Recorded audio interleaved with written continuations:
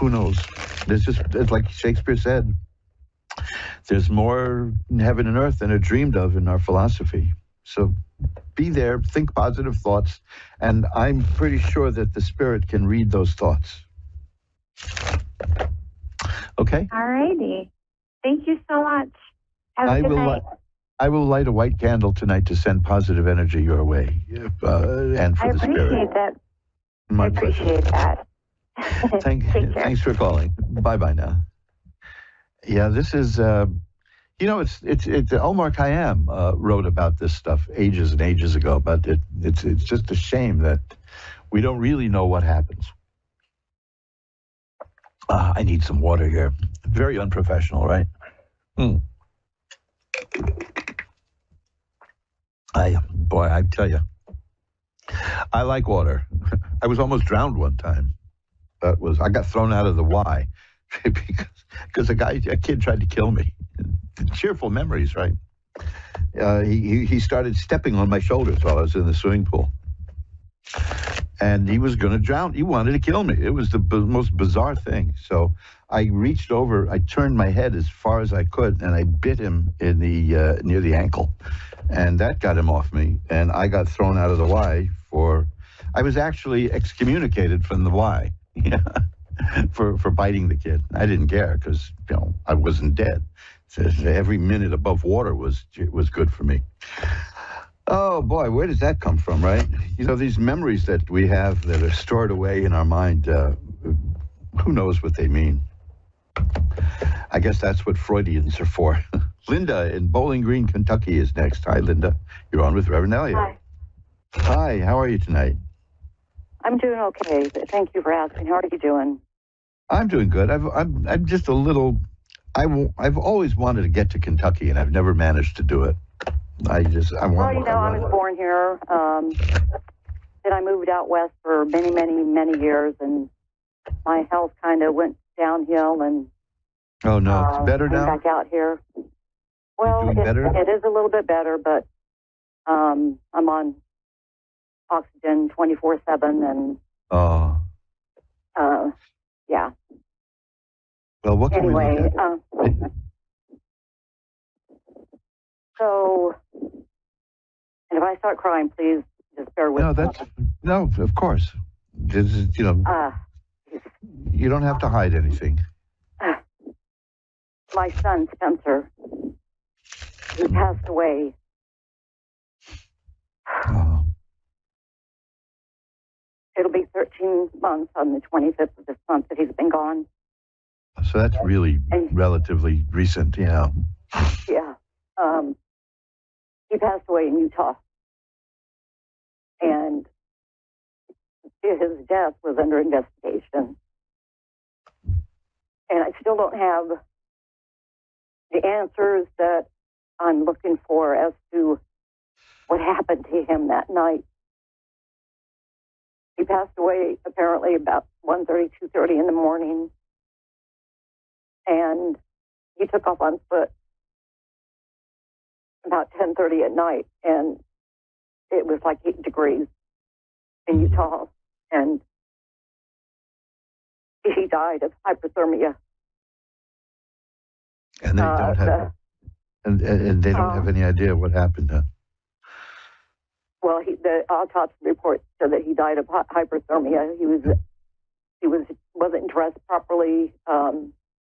He was at a condo with one of his older brothers, actually, and they were supposed to be renting this condo from the man that lived there. He was getting ready to move, and they started drinking. Something got said, and my son took off on foot and ended up in a backyard with tracking through like a foot of snow in his sneakers. And I mean, he was on video going into this cul-de-sac. And once he went out of view and apparently climbed into this yard to go to the back, probably to climb over it, to take a shortcut home. But it had barbed wire up on that because behind the homes were stores. And I guess that's what they do, you know, with the homes that they put barbed wire up on there. But I need to know, or if you can help me to make some kind of sense as to what happened that made him leave. Well, all I know is that all I've been told is that he got upset about something. What did he get upset about? What? Well, let me just tell you first, while you were doing that, the first card I got is the Judgment card. That is a card with an angel, and it refers to the Last Judgment. But more importantly, it means that there will be justice. So I'm assuming from this that there will be a time when you find out what happened. Okay. The other cards I have, and this is the difficult part, are really the saddest cards in the deck. I've got the Nine of Swords and the Three of Swords. These are terribly sad cards. So what the cards are picking up is the great sadness that you're going through, and that is. Oh gosh, I am so. Yeah. No, look. Of course, obviously, you're going through that. I'm just saying that that I can't see beyond that first card, which is the Judgment card, which is one that it implies justice. It implies that you will find out. Other than that, and then I have the Four of Rods, which is about family. It's got something to do with the family, but everything else is just really terribly sad. I mean, things like the Five of Coins is here. These are the Death card is here. These are the saddest cards in the deck right now. So I don't know how to live in this world without him. Yeah, he was my baby boy. You know, he had just barely turned 26 years old. Yeah, that's and I don't know. I just don't. Well, if it helps any, what I'm seeing here is that that there was suffering. The suffering is over. That's the Ten of Swords. That's what that means. But keep in mind that the Judgment card is saying that there will be an answer. So that holds out hope of finding out what happens. Okay. Right. I'm not trying. Let me put it this way, because I'm going to give you my email also. I'm not trying to put you off right now because, you know, and I'm certainly not going to say calm down. You know what I mean? I'm not going to go through any of that garbage because, you know, it's ridiculous to say a thing like that to someone who's hurting like this. Right now, the cards are clouded because of the grief. So I'm not seeing beyond that. I'm just seeing, like I told you, I have those cards. Like here's like the Seven of Cups. That's about emotional confusion and many different things going on in the mind and in the heart. So if you want, you can send me an email in a few months. Let it settle a bit more and see if anything new turns up, and we can look again. I'll do this for you on the house, you know, because I can't see anything else now. All I see is the overwhelming sadness. And now, you know, you don't need the cards to tell you that, right? So, but I'm just saying that that's making a wall here for me. Here's, like, I have the Seven of Rods, which is a person who can get through all the obstacles and get what they want. So I think that there's an answer that's coming, but it's going to take a while. It'll take a while. But I'll tell you what my email is now. You can hear it again if you play the show at AskOneRadio.com, or at AskOneRadio.com you can find a link to contact me. Okay. And it's asktarot@earthlink.net. That's ASKTAROT at earthlink.net. Okay? TAROT? Right. Ask Tarot at earthlink.net. And when and give it a little more time. And when you feel a little more comfortable, send me an email and I'll pull some cards for you. Okay? We'll talk then. No charge, nothing like that. We'll do that. Okay. Because I can't see beyond this. Brought up to number 7. About a week and a half to 2 weeks before he passed away, I was talking to him on the phone, and he told me, and this just made my heart drop when he said this. He said, "Mom," he said, "I don't think I'm ever going to see you again." And I was like, "Spencer, please don't say that, honey." I mean, I could still see, I was in the kitchen when he said it, and my heart just fell. Yes, I've got to get. As you're telling me that, I have the card, the Three of Swords, which is a heart pierced by swords and crying.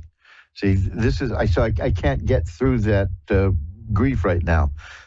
So maybe it's just if you can let it go for a little longer and then contact me, maybe this will be a little clearer and I can see if I can pull some cards. How's that? Okay, all right. Okay, and I will light a candle to send some positive energy your way and see if we can help out with that. But I do see that you will get an answer, but it's going to be quite a while, okay? There's so much grief and sadness. Hang in there, all right? Okay, well, I appreciate your time. Thank you so much. Good luck to you. Bye-bye now. And let's see, we can get one more call in. Katie in Boy River, Minnesota. Hi, Katie. You're on with Reverend Elliott. Hi. Hi, I've got a few minutes left. What can I look at for you? Just a general reading. What was that? Just a general reading, whatever. Okay. General. Okay, let's see what we get.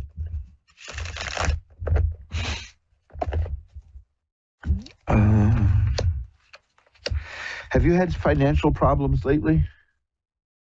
Yeah, I have. Okay, because I see that, but I also see it ending. Okay, that's why I'm happy to mention that. I see that there's ideas that you have that you're trying to work out that are going to help you, and that leads to the Page of Coins, which is a card of money appearing. Here's the King of Coins. Here's the Ten of Swords, which means that the hard times are about to end.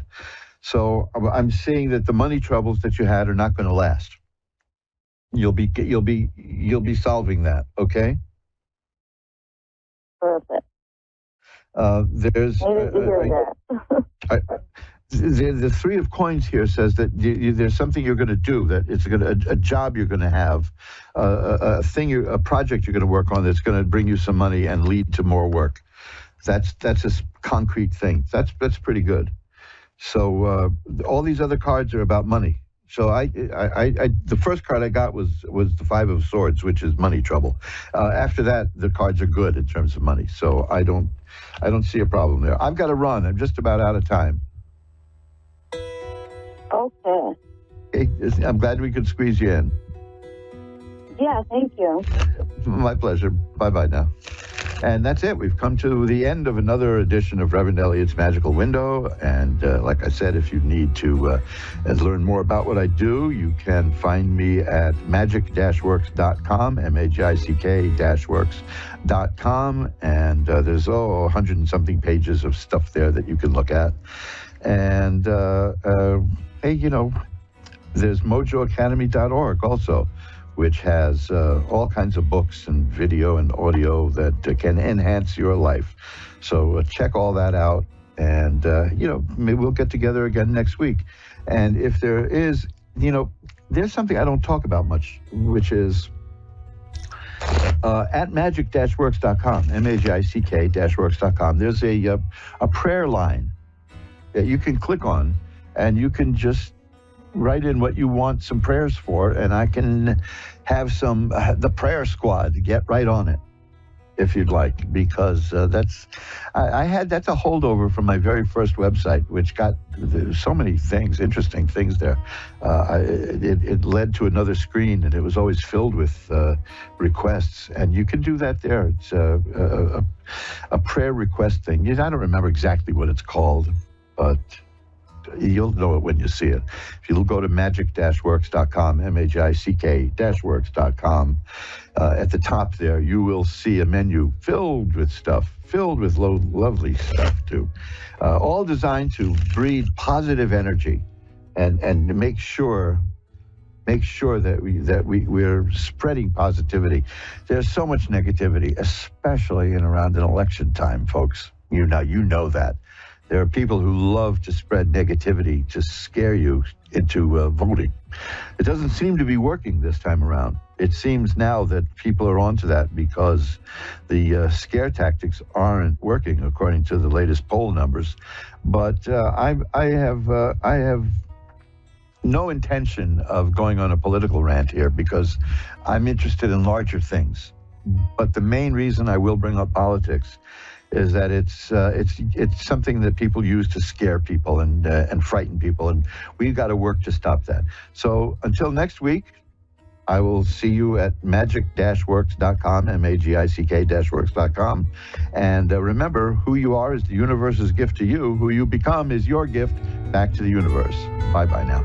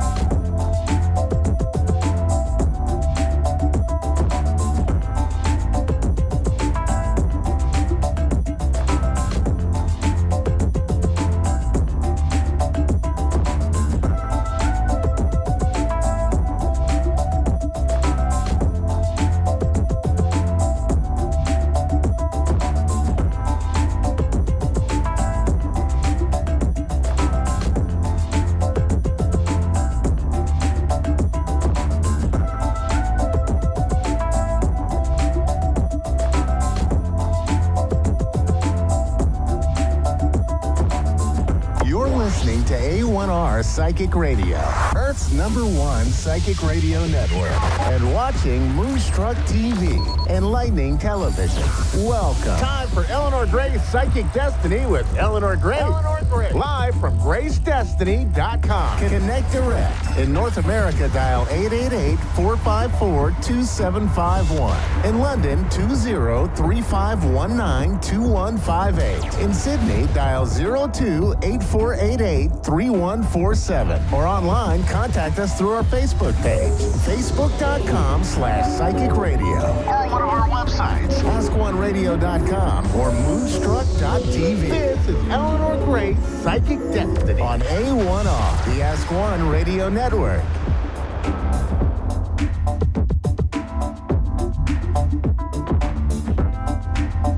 Hello, hi there, everybody. It's Eleanor Grace, and I'm with you on A1R Psychic Radio and Moonstruck TV. So here we go for today's Psychic Destiny show. Welcome to you all. It's great to see you, and I hope you're having a great day.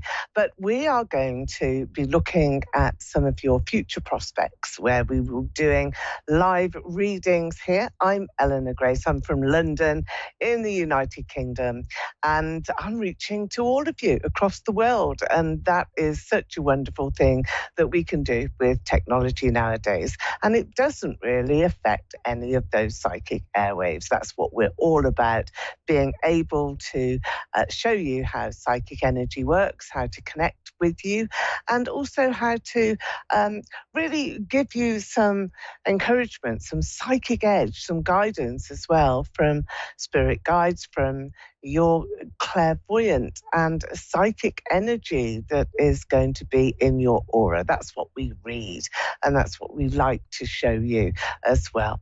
So we're going to go forward, and we're really thinking about spring and summer and lighter nights and lots of great weather. Something we talk about a lot here in the UK, because we don't get a great deal of good weather, but you know, we are on the up as we can speak. So let's have a look now. I will be using this psychic comet here today.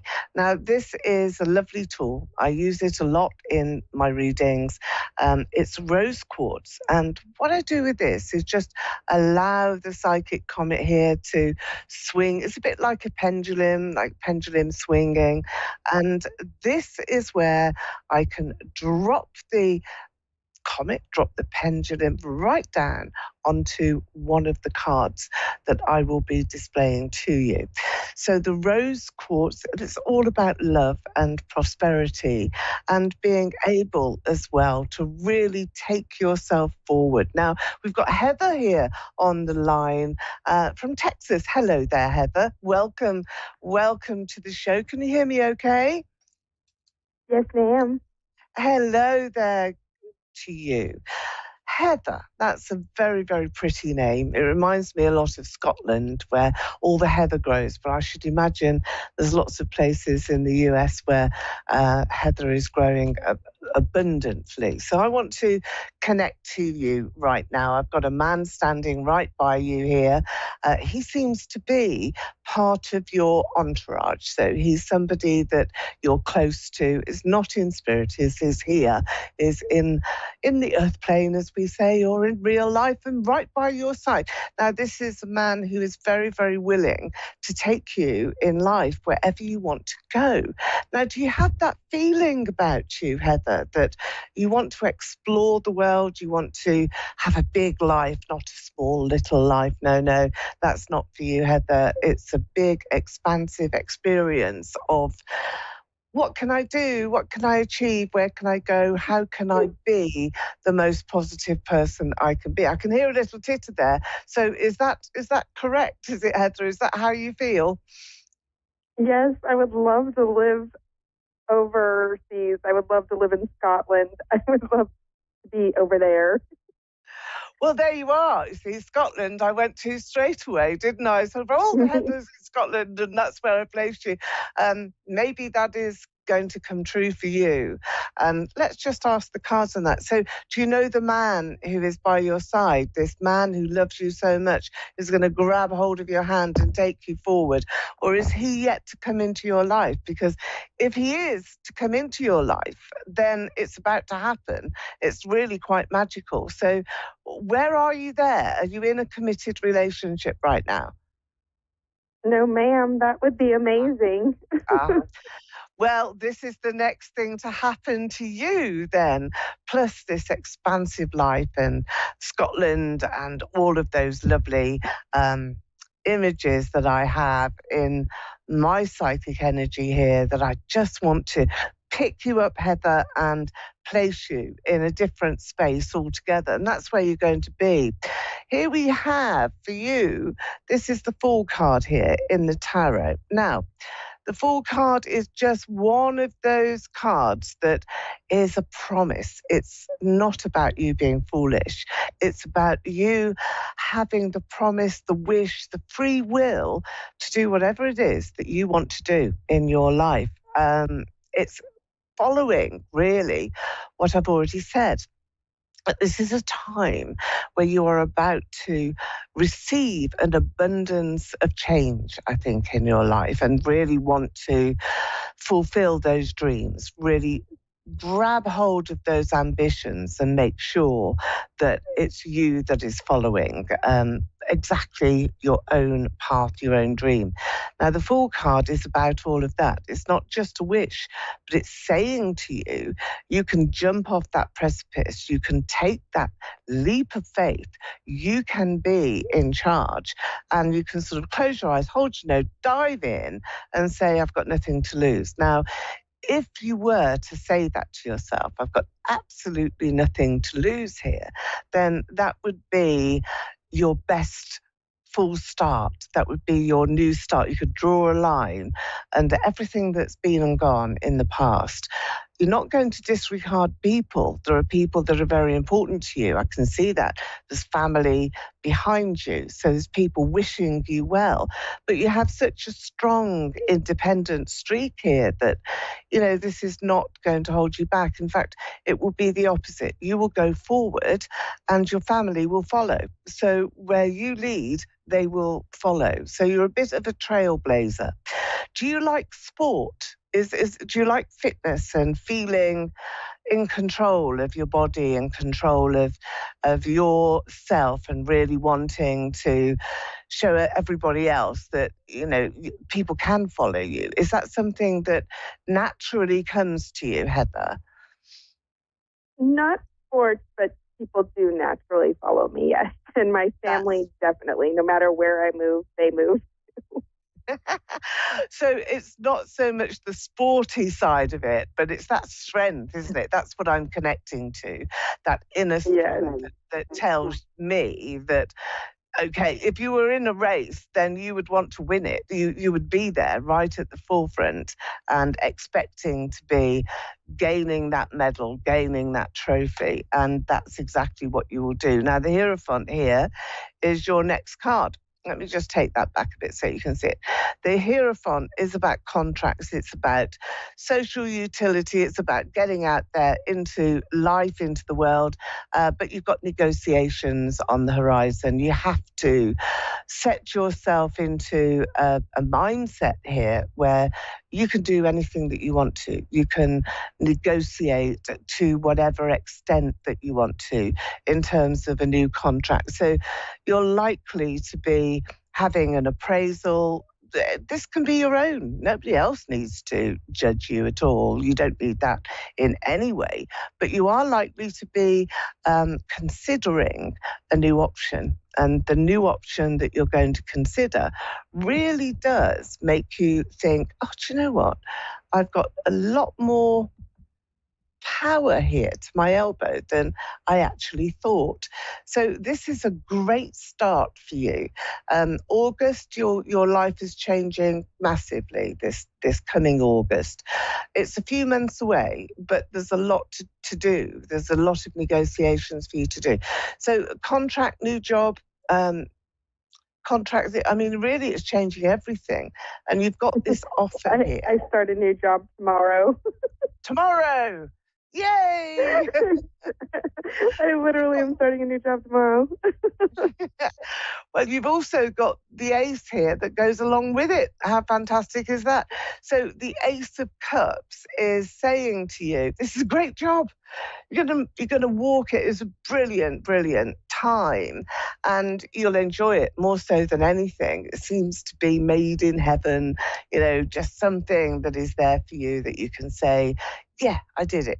I made that happen all for myself. So the contracts and negotiations, recent past, this clean sheet of paper that you can write your own story on, that is happening now. Now, through this route, because you've got the Ace of Cups, this is where you, Heather, you are going to meet the person that I've been talking about. You're going to meet the man that I've said is by your side, and somebody that will absolutely make your dreams come true in many ways, because he's going to help you.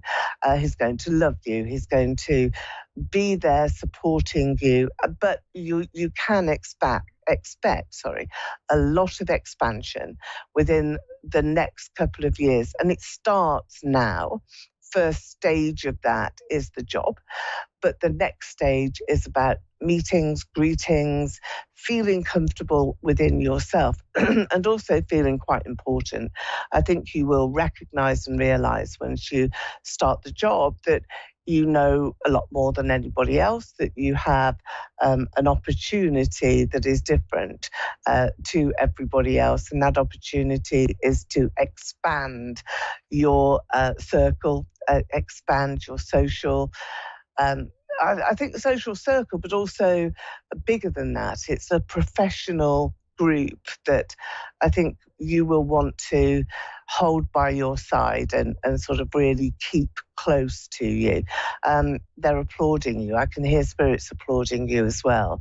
So you've had a grievance. There is a grieving, rather not a grievance, a grieving element to your story, isn't there? Because I've got spirit saying to me, or sort of indicating to me, that there's a loss that you have suffered, and there's been some difficult times in the past, and they really sort of, I feel that I want to say that however difficult it's been, you've dug down really deep and you've helped yourself, you've pulled yourself up a lot, and that is commendable. Do you understand that, Heather? Do you understand what I'm saying to you here? That there is a loss, a sense of loss. Okay. So is there a mother or a grandmother that was close to you in spirit now? Because I've got a lady, but I've also got a man. The couple are there. They seem to be together. And I feel that is really important for you to be able to make that connection. So do you automatically recognize who they are for you? I was probably my grandparents. Yeah. My grandfather passed away a long time ago, but he was my best friend. So your grandmother, did she pass away fairly recently? No, it's been about 10 years, I think. Okay. My other grandma passed away about 5. Who passed away 5 years ago? Sorry, I didn't hear you. My other grandmother. Okay. I wasn't necessarily as close to her, but... Okay. Well, I've got the couple together. So this would be the grandparents who are together, who are married, who have come forward here. But there's 1, 2, 3, 4. There's another 4 souls in spirit around you. So yes, your other grandmother would be there. But there's also other people who belong to your soul group. They don't necessarily belong to your family, and there is a difference here. And these are individuals that you've known or you've encountered in your journey, in your life so far. There's the initial of B, for bedtime. That is a very prominent letter that I want to pass over to you, but also to say to you that you have to meet your challenges with as much bravado as you possibly can. So whatever has happened in the past, and we're live on air, so we don't want to really go into all of those difficulties. But whatever that has been for you, the bravado, the shell around you that you've created has worked and is still working, and you must keep that going. And this is coming from your grandparents. They're pushing you forward, and I think they obviously pushed a pram, because they're showing me a pram here. That often indicates to me that you will have somebody telling you that there's a birth, because there's a baby in a pram that is just on the horizon. So that's a congratulatory story, and that's not necessarily you.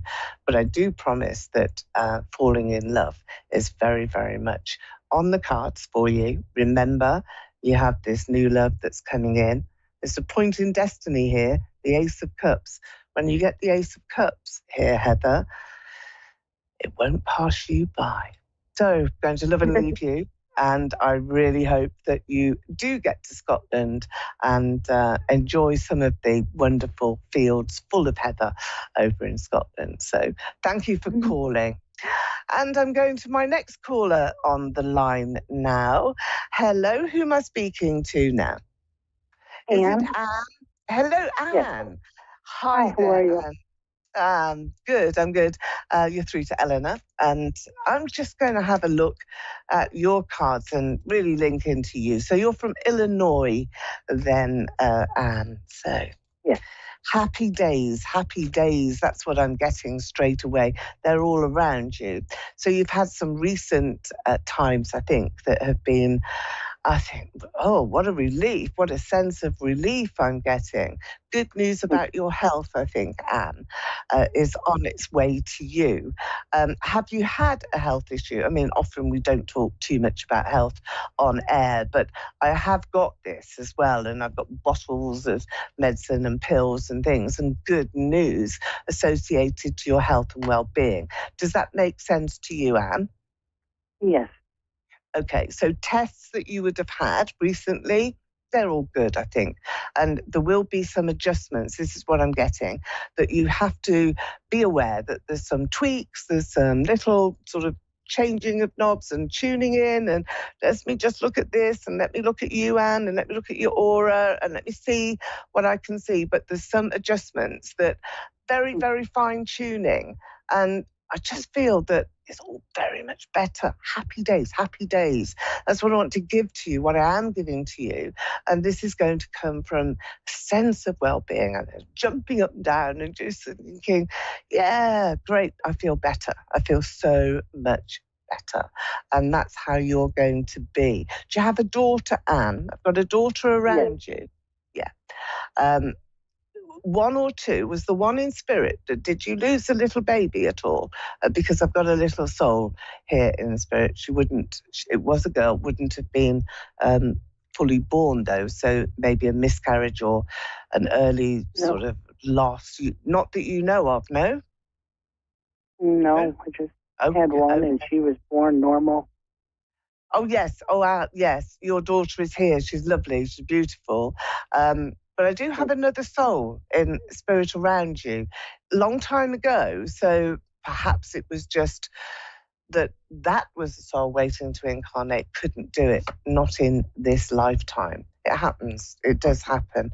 But it's a good thing, because this is a very protective energy that is around you. And this is saying that, well, I've just got the star here. This is your daughter.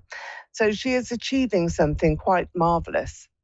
You will know about this. Are you aware that she's striving forward at the moment to make something happen, and wants and needs your approval, loves you, loves to have and hear what you say to her. So she loves talking to you and being able to have those that sense of mother love from you.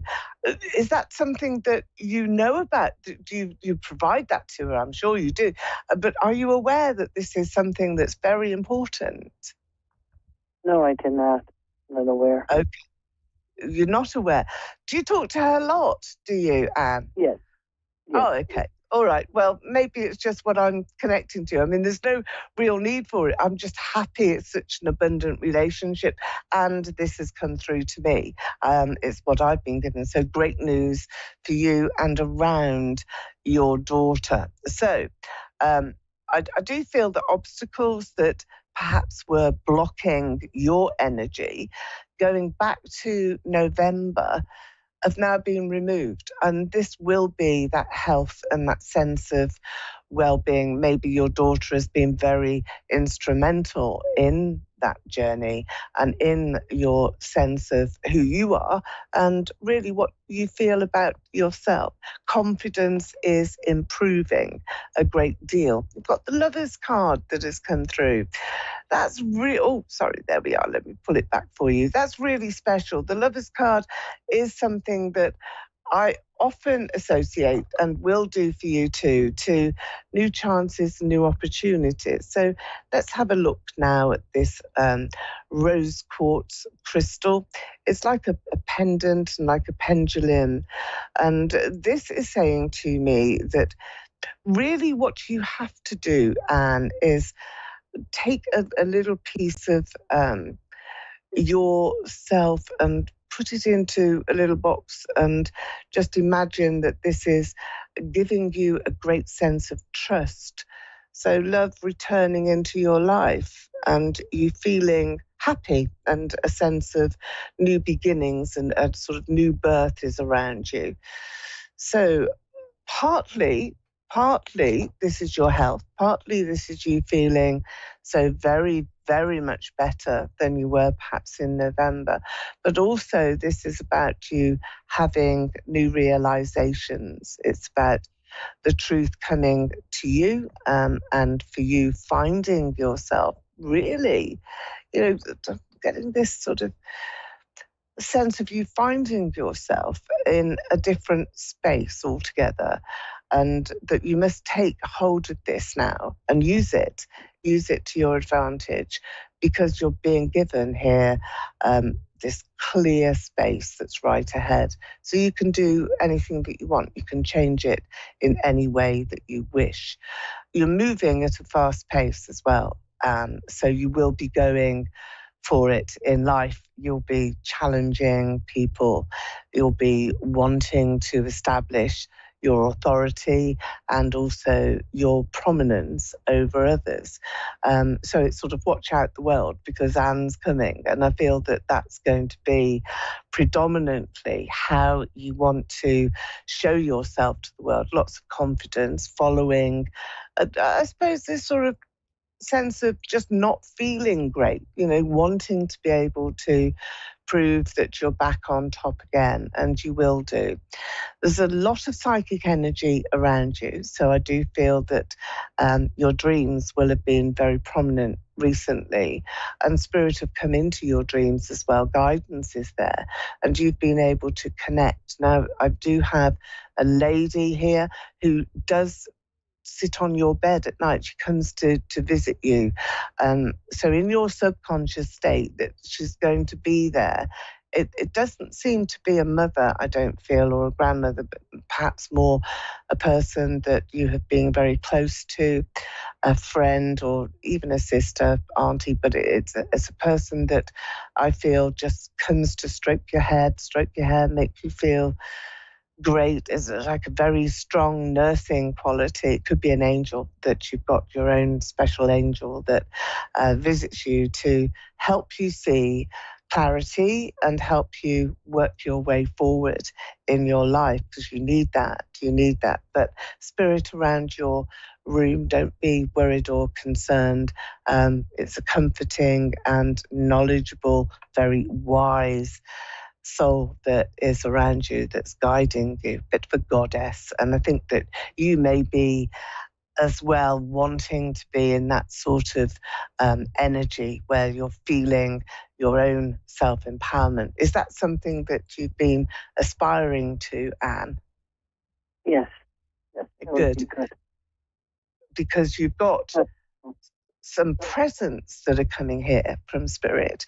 So this is like opening Pandora's box, not knowing quite what is going to come out. So you do need to be quite prepared for that. You need to be prepared for, I suppose, some lovely surprises, some enthralling surprises, some marvelous and beautiful experiences from spirit. So when you're trying to connect yourself, so I'm sure you do, I'm sure that when you fall asleep at night that you're thinking about those loved ones in spirit, about angels and goddesses wanting to get into that energy, and you're already there.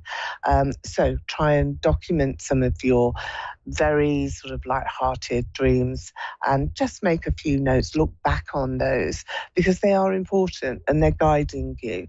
So in that subconscious state, you will find that there's premonitions and all sorts of different things to connect to. You're not sleeping very well. I can see here that there's waking moments, lots of waking moments that you're having, aren't there? I feel that's difficult for you to get through. It's settling down, it's trying to settle. So when you get those at sort of 2, 3 in the morning, even 4 or 5, or all of them, if you're only sleeping short periods of time, do try very hard to visualize this lovely golden energy. So like put this golden twinkling substance in a balloon in your dream, and it's that face of an angel that you really want to see. And this is an angel energy that's with you, that's just like a bit of a magic wand, and that's what I'm connecting to. So that's a cosmic order that I'm going to send out for you to, when you go to sleep tonight, tomorrow, the next day, and so on, that you do have that strength around you, and that you have that golden dust helping you to sleep, because you're recovering from trauma, from being poorly, being ill. It's really hard, but you've got to fight. You've got to fight to stay on top, and you will do. Your daughter's helping you. She is listening to you, so listening to everything that you're saying. And I feel that, her kind words and her words to you are important as well. Just seems to be that star mother-daughter bond, very, very strong, but movement is here. So you're jumping forward, new things to embrace, and try to do something new from tomorrow. Make yourself a promise, or even try to make one of your rooms look better, your home environment. Maybe decide to, really get a paintbrush out and change the colour scheme, be a bit more vibrant, or have a makeover yourself and just get yourself some bright coloured clothes to be in and to celebrate who you are, because sunshine is in your soul and it's going to be there for a very long time. And so be positive, smile, really see yourself being happy, and enjoy the moment, enjoy the time that you're in. It's been lovely speaking to you, Anne, and I hope you've enjoyed your reading and also those very special connections to angels in spirit. And I wish that your dreams are really strong and pleasantly connect you to your own personal angel. So thank you for joining us on the show. Now, I've been Eleanor Grace, and I will see you again same time next week, and we will be looking into some candle energy, how you can open your own psychic eye is here. So I'll be coming in with some tips and tricks as to how to improve your own psychic ability. So join us then on A1R Psychic Radio, Moonstruck TV, and don't be late. I'll see you then. Bye-bye. Bye for now.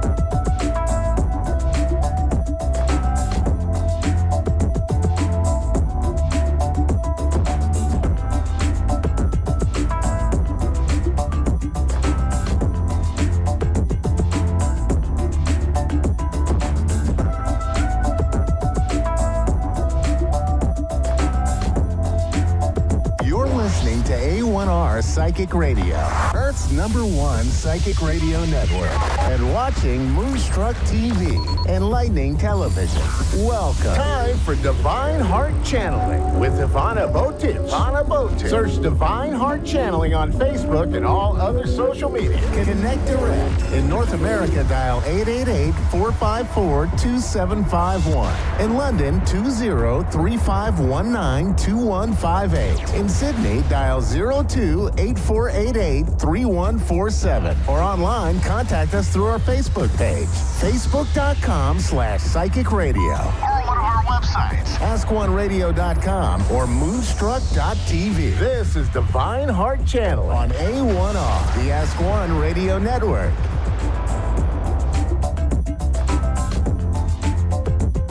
Hello, beautiful souls. How are you today?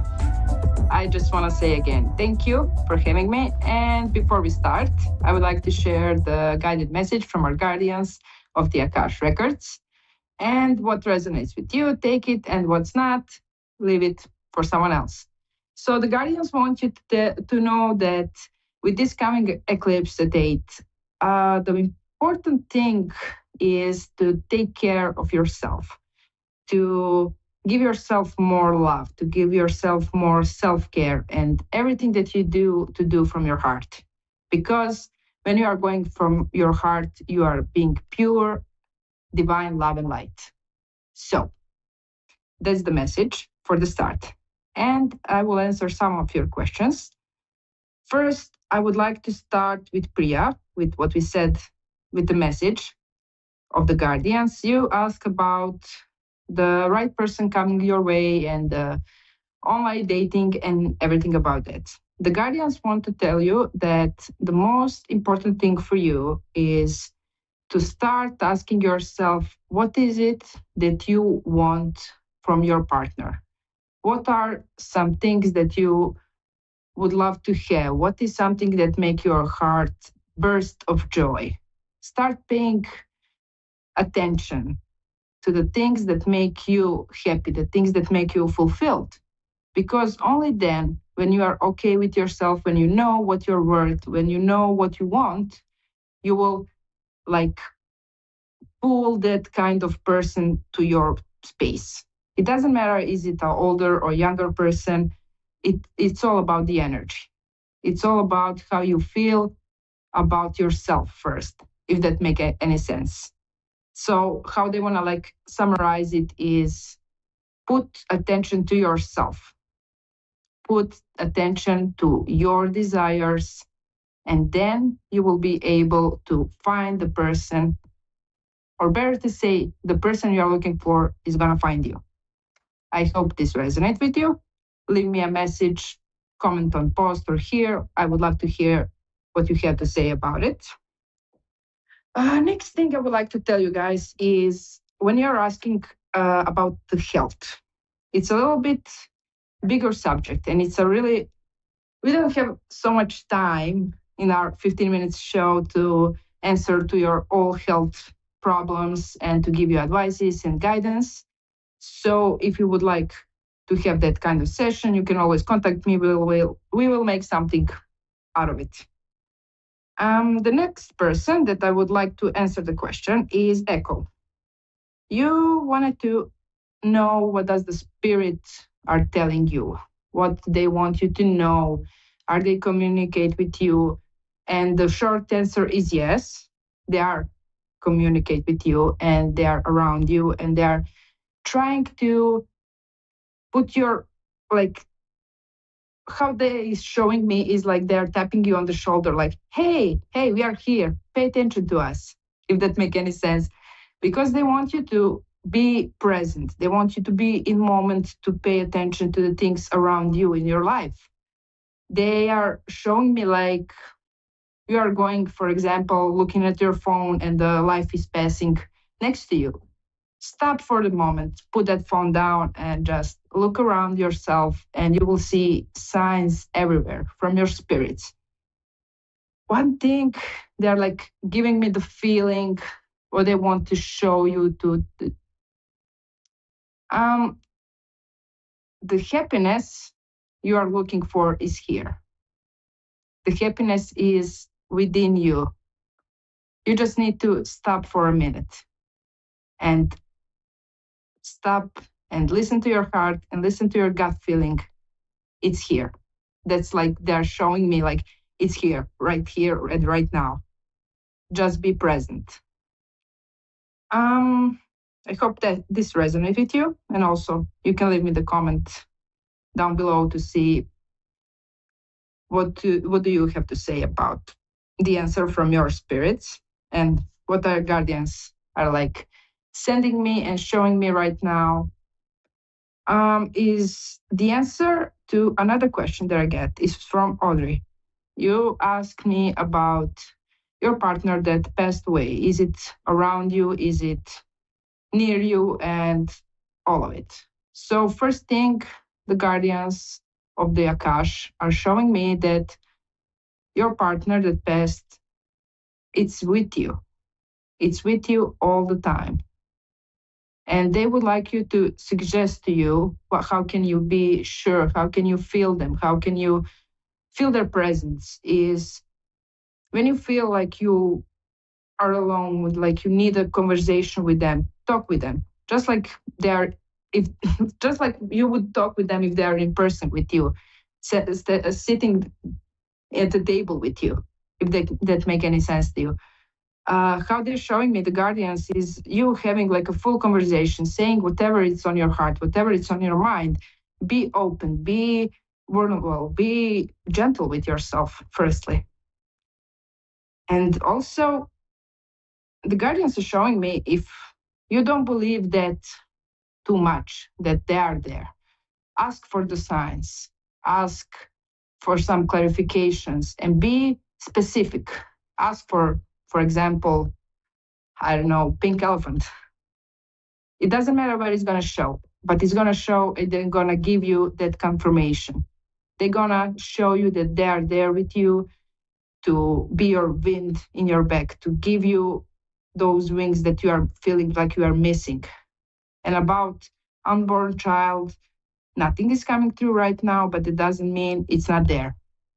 They wanted me to put focus on your partner and your relationship with yourself firstly, and then with your partner. If that makes any sense, I would like you to let me know if that feels like something that you could resonate with, or is there something else that you need me to clarify? I would be more than happy to do it. Another thing the guardians are like giving me right now is for everyone that this resonate.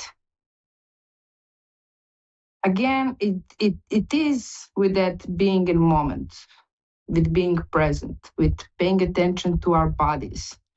If you don't know, we have like mainly 6 bodies. We have physical, emotional, ego, spiritual body, mind, and our inner child. They would like us to pay more attention to our inner child, to be more with our kiddo in ourselves, to play more with it, to find the things that we used to do when we were kids that bring us so much joy, and to bring back that things in our life. Because rising our vibration, rising our frequencies, we're gonna go easier with these ascension symptoms that we all have. I believe if you are watching this and you are here, you are already on ascended journey, and you know how sometimes it can be, I'm not gonna say painful, but rough for our physical body and emotional and with our mind. So they want us to bring back more of that childish energy, joyful in our everyday life. They're showing me like we can always take ourselves to ice cream, to a playground, and just sit on the swing and be present, be in the moment, feel that energy that is coming through, feel that joyfulness, and to take it into our life, everyday life, to take it on our every single situation that is happening next. They want us to be more like kids, if that make any sense to you guys. And also one thing they want me to share with you is not so popular thinking about the ego, but ego is our friend because ego is part of us. We shouldn't be like killing ego or shut it down or whatever, because ego was always there to protect us whenever we need it, whenever we felt like we are not worthy, like we are not seen or heard. Ego was there to protect us, and it did its job the best that it knew. So don't be too hard on your ego, and don't be like, get out of the room, you're not good enough, because ego is you, like every other body that is in you, it's you, if that make any sense.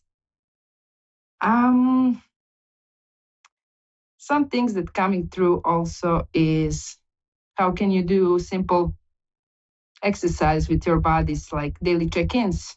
You can daily, like when you are brushing your teeth or you are washing your hands, you can like go, hey ego, how are you today? Or hey spiritual body, how are you feeling? What can I do to make you feel better? Or your mind to ask, do you have so much tasks?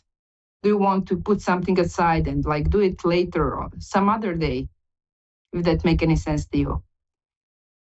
The guardians are really like preparing us for beautiful things that are coming. Just be yourself, and everything you do from your heart, and it's gonna be amazing. And before I ended the show, I wanna tell you that you can stay tuned on my page, because soon I will be doing some bundles, some packages. I will be doing records reading from your own guardians, from your own Akash records. I will be doing some healings and meditations, and I'm free and open for suggestions. What would you like to have in that bundle? And we're gonna make some symbolic price, so don't worry about it. I would like to hear from you guys, and to thank you once more for being here with me tonight. And I love doing this show, and I love that you are having me here. And once again, thank you, and see you next show. Bye.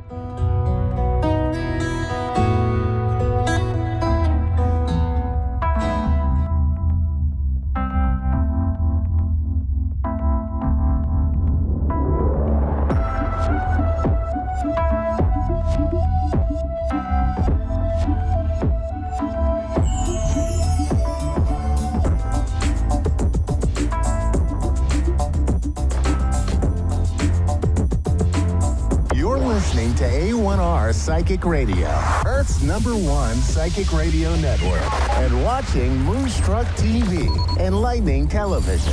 Welcome. Time for Spiritual Connections with Psychic Medium Cindy. Psychic Medium Cindy. Live from Facebook.com/Psychic Cindy. Connect direct. In North America, dial 888-454-2751. In London, 20-3519-2158. In Sydney, dial 02-8488-3147. Or online, contact us through our Facebook page, Facebook.com/Psychic Radio. Or one of our websites, AskOneRadio.com or Moonstruck.tv. This is Spiritual Connection on A1R, the Ask One Radio Network.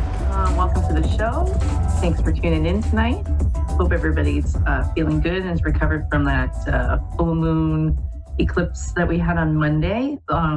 If you've been feeling a little bit out of whack, you should feel a bit better this weekend. The energies in the universe are going to balance out for us. So we'll have a lovely Easter weekend. We are going to get a caller tonight, but while we're waiting for one, I thought, let's pull some cards just to see what the weekend's going to look like for all of us there, everybody that's listening tonight.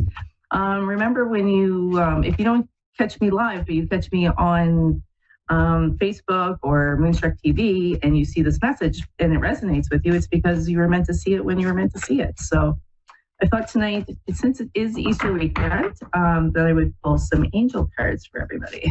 And these are beautiful cards.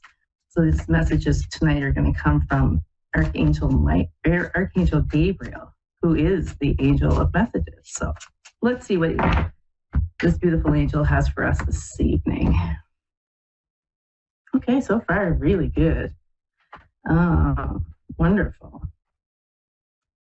Okay, so the first card actually for all of us tonight is prosperity. Your actions have resulted in incoming abundance. And I do believe that that's coming. I feel that April is going to be a really good month for us. I feel that probably since January, a lot of people have been feeling quite stuck. Not really, things haven't been moving forward. Maybe not a lot of prosperity has been coming in for a lot of us, but I feel that that's changing. So look, what a beautiful message to start off with. The second one is retreat. And I think this is going to be really fitting for a lot of people this weekend because you get a couple extra days off work. So although this is kind of a working card, so it's kind of like this card, they're saying to block out any distractions, spend some quiet time alone so that you can focus on your projects. So that's probably a good weekend if you can spend a little bit of time just kind of sitting back, relaxing, getting things started that you want to get started, making some plans for the spring, getting those intentions out there. We do have a new moon, full moon eclipse on the 8th of April, which is a good time for you to write down those intentions, get those manifestations out there for the universe. And which is perfectly fitting for the next card that says, ask for what you want. So that's how I do it, right? I always say it before I actually see the card. So clear communication with yourself and others will help you speed up the process and have your prayers answered, okay? So write them down, be clear, be specific about what you want, and always remember, as the last card I have here tonight is deserving. You, like all God's children, deserve happiness, health, and love. And that's such a beautiful message for this beautiful Easter weekend. So yeah, wow, that felt really good. Beautiful, beautiful cards for everybody this evening. I love that. Makes such a difference when they're all so positive. So like I said, I hope everybody does have a wonderful Easter weekend and maybe gets a little bit of time off to spend with some family and some friends and gets to eat some chocolate eggs. So yeah, good. So we have Lori from Del City, Oklahoma on the phone. Hi, Lori, how you doing? I'm doing okay now. Good. What can I do for you this evening? Give me some clarity on what's coming, or what's coming? Yeah, what's ahead of me? I've been having a season of complete chaos. You've had a complete chaotic season, yeah. Okay. Yeah. When you say season, you mean winter? Winter's been rough? Just this last, I guess going into spring, it's been horrible. Okay. All right. I guess this is winter. Just winter. Pisces season is always a tough season too, right?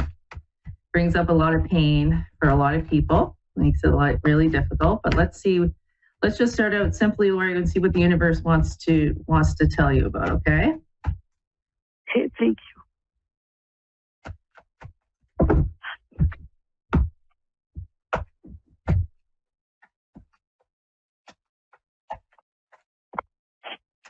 Okay. All right, Lori. So the first card that I have for you is actually the shadow card, or would be the moon card in the old tarot. And the number 9 is all about completion. But the shadow card is that, there's been some darkness there, but it's a promising card in the sense that there is going to be light at the end of the tunnel for you. Okay. Yes. So things are going to get better.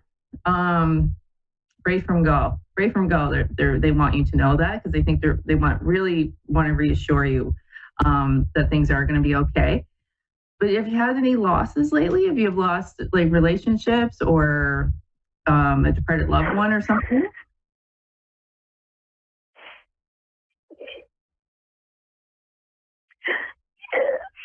Yes. Okay. Oh no, that's okay. It's okay. Well, in your second card is memories of love. So that's why I asked you that. So, which would be the 6 of Cups. And okay. I feel that's the pain that you have right now, right? Because if it was a relationship, you're remembering all the good times, which is a good thing. Yeah. But at the same time, you have to remember that the relationship ended for a reason, okay?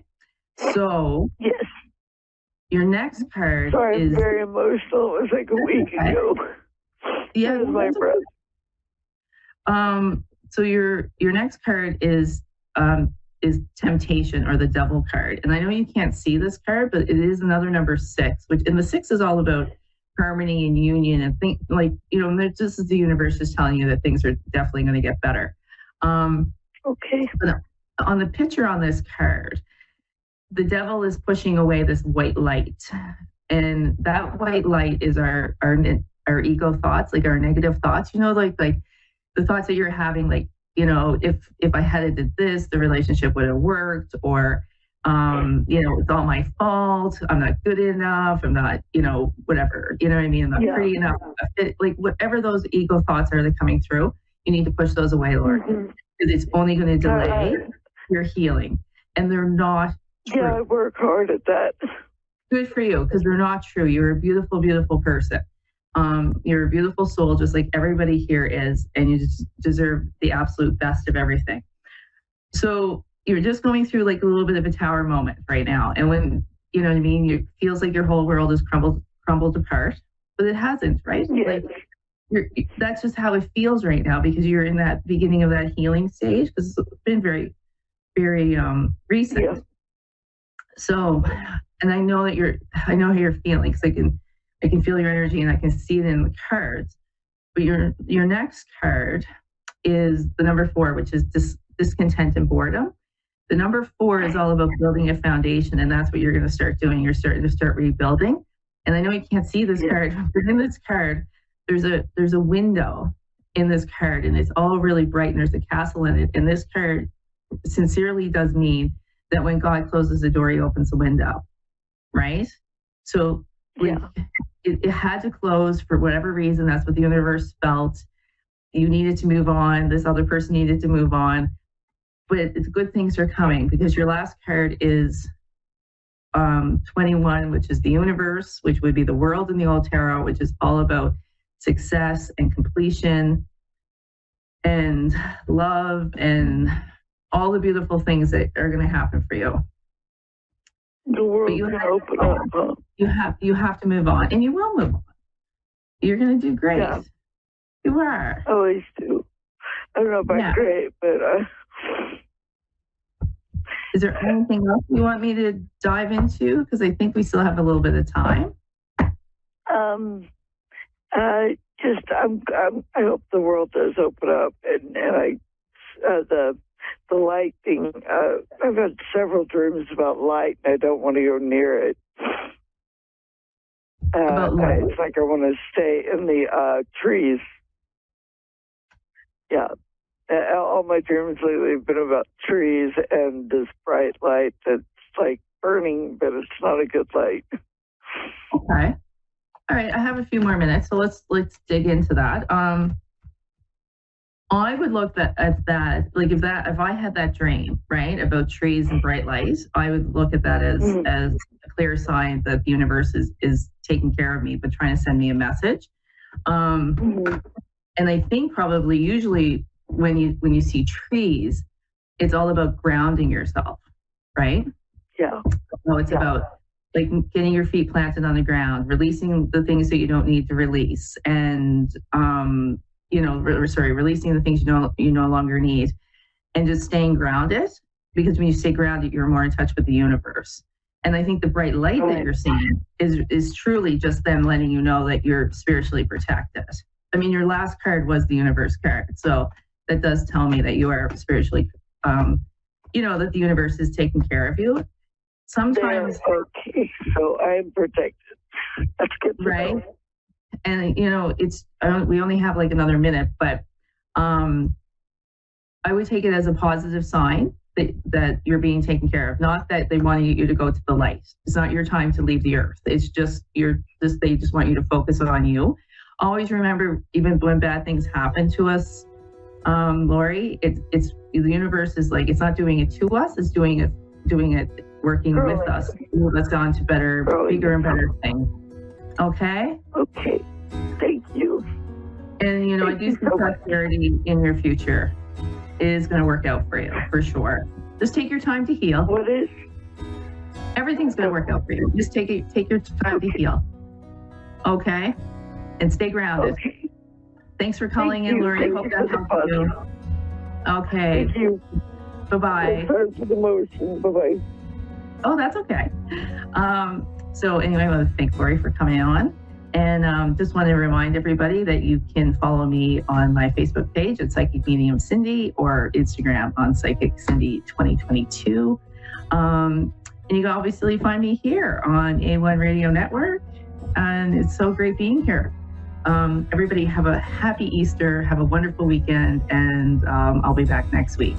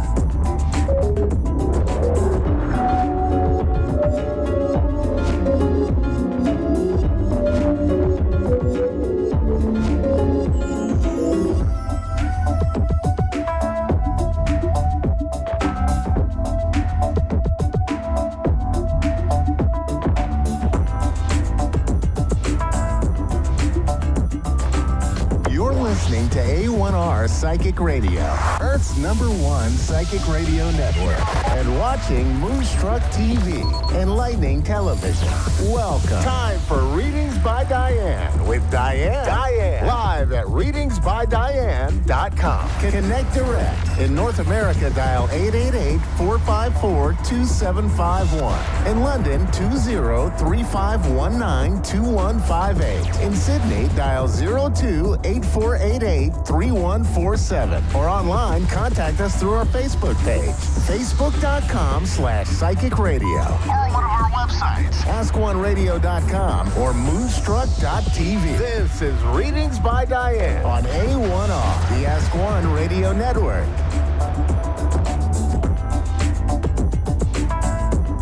Hi, everybody. It's Diane Jarecki. Welcome to Readings by Diane. I want to give one quick little update today that I have started a newsletter.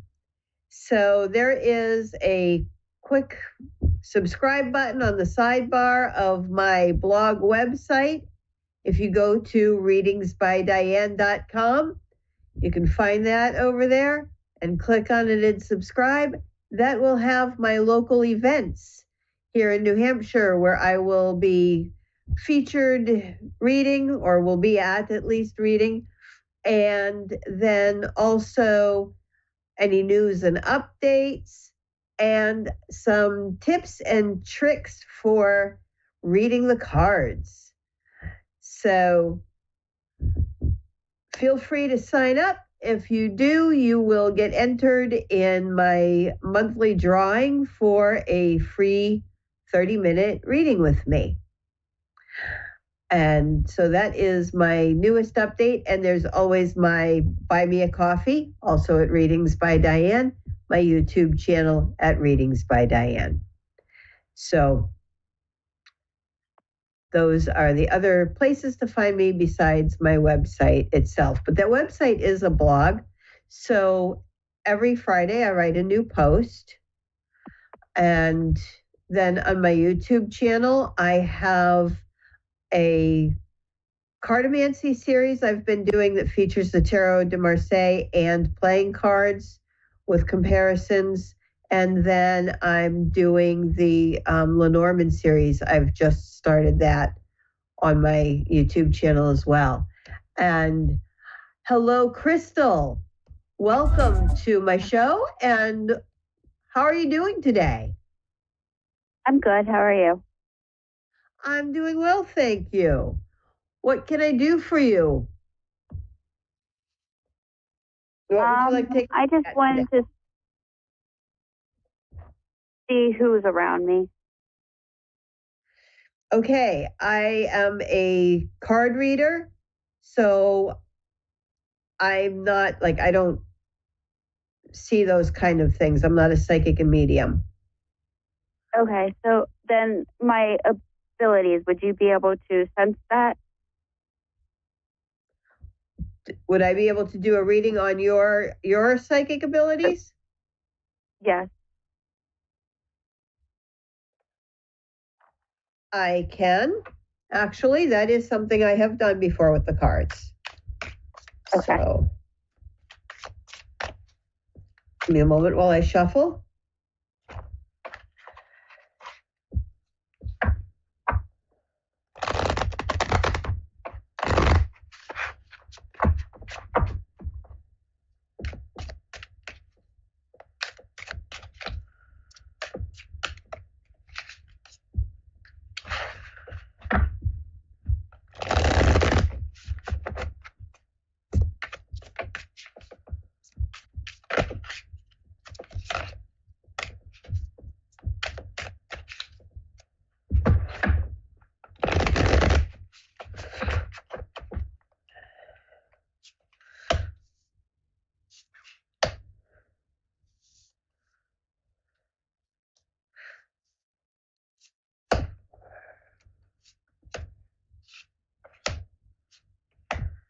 Okay, so the first thing I'm seeing here, I have the World with the Ace of Swords. And so I feel like there have been blocks that have kind of prevented you from feeling very positive or very sure of your abilities. But with the Ace of Swords here, I see those getting like cut through. All right. Okay. Mm-hmm. And then I've got the Knight of Coins and the Three of Cups.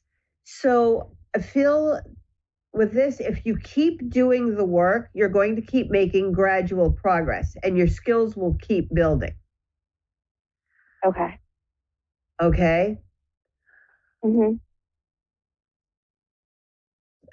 And I feel like it's a desire you want. I mean, the eye is on the coins with the Knight of Coins. He's definitely chasing that, actively pursuing it. So I feel this is something you are actively working to do. Keep it up, and you will continue to make the progress. The Three. That's great to hear. It's going to move a little slowly because it's a 3, not like making a huge jump. But it's a gradual, steady progress. And then we have the Knight of Batons and the Page of Swords. So again, I'm feeling like this movement and the seeking of it, and that you've had that feeling of not really having as strong an ability as you would want to, or not being able to break through some of that stuff that, that it mirrors that Ace of Swords where you're cutting through it, you're trying to cut through it, shows that you're feeling like you are having a little bit of trouble. But the Six of Batons is showing that you're on the right path for this and you are making that progress. I'd also say in this case, it perhaps indicates getting some training, mentorship in psychic development in order to help grow that skill set and develop your abilities further. Because you'll have somebody that can give you feedback. Mm-hmm. Does that make sense? Yeah. So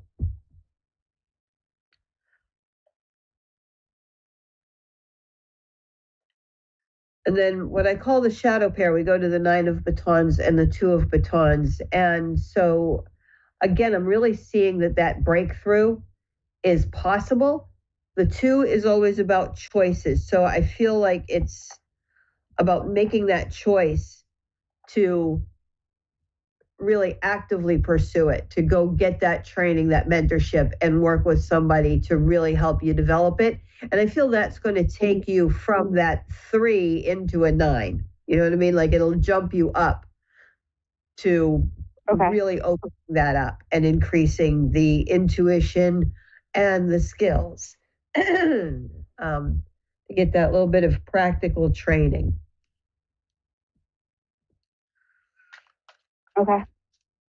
Okay. I'll tell you, if you reach out to me after this, like through the contact form, I will refer you to a really, really good mentor for psychic development, and he does do distance work. Okay. But I will be very happy to refer you to him. I'm just not really able to give him a public plug on here, but he's able to see what you see, which is very helpful. And not everybody can do that. He has a very special ability. Okay. So I'm just pulling some oracle cards here to see what additional message Spirit has for you about this, because I can tell this is something you really want to do, is to open that up.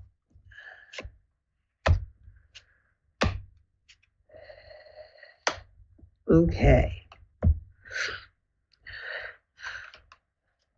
And so this is from the Wisdom of the Oracle. And the first one is coming to the edge. So I feel like you're on the edge of a breakthrough, But then chaos and conflict is, again, showing that like not trusting the information all the time that's coming in, not knowing how to control it, to tap into it the way you want to. And then I got going to the sea. So first off, I feel some time out in nature, alone, some meditation.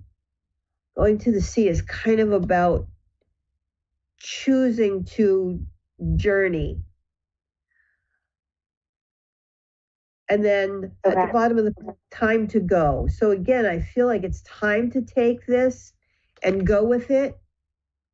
So I really feel that mentorship, that it is definitely time for you to work on this and do it. The time is right. Like you are feeling pulled to this now for a reason. Okay. And it's time to go with it. And I really feel like I'm going to be giving you the right person to help you to do this and to learn to trust what you're feeling and seeing and sensing, and to learn how to better control it and amp that energy a little bit and stuff. Okay? Mm-hmm. Mm-hmm. So my direct email, if you want, it's readingsbydianejarecki@gmail.com. Okay? Okay. And like I said, I will gladly give you that information. Okay. Is there anything else, Crystal? Well, we've got a couple minutes. No, that was it. Okay. Then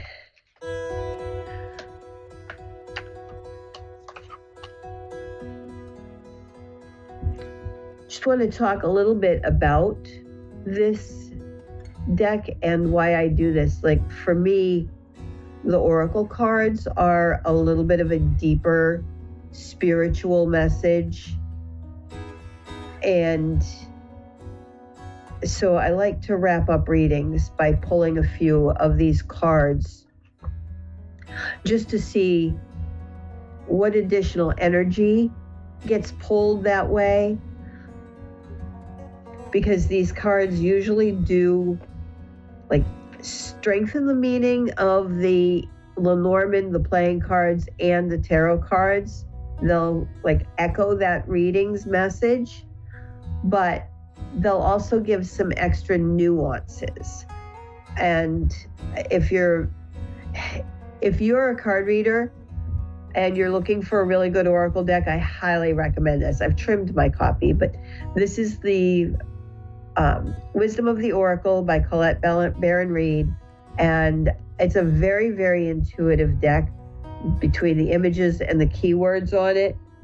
I think it's just one of the absolute best out there for using for that little bit deeper message. Not that the tarot and the Lenormand and the playing cards don't give great messages, just sometimes there's that little extra nuance that really helps to make sense of the whole thing. So, again, I've got the Lenormand series and the Cartomancy series. If you are interested in learning how to read using the traditional European methods, and you can find those at Readings by Diane on YouTube.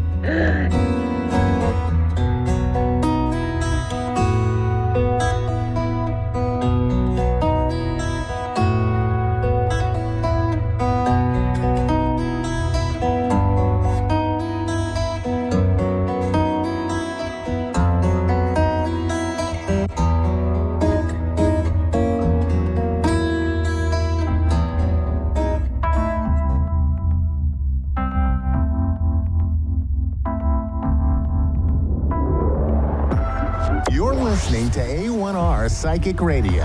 Earth's #1 psychic radio network, and watching Moonstruck TV, enlightening television. Welcome. Time for astrology and psychic readings with Lady D. Lady D. Live from LadyDPsychicParties.com. Connect direct. In North America, dial 888-454-2751. In London, 20-3519-2158. In Sydney, dial 02-8488-3147.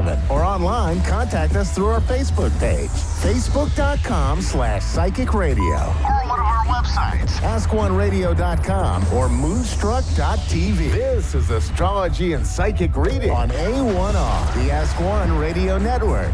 Hi everybody, welcome to Astrology and Psychic Readings with Lady D. I'm your host for this section, Lady D.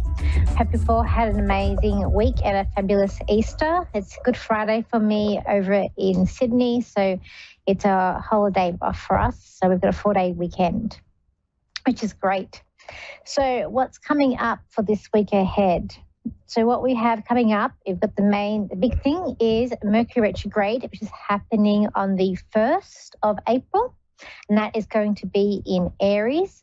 So that is going to be quite a strong Mercury retrograde, I feel like. It might be a very, the energies might be very like strong and sort of frustrating. I feel Mercury retrograde it's like things don't work or plans don't work out, or we've got things that we, hiccups in the road, I find, with Mercury retrograde. As I always say, the positive of Mercury retrograde and something that I really enjoy about it is that I always seem to meet people from the past. So it could be people that I worked with or friends that I've lost in contact, always seem to pop up.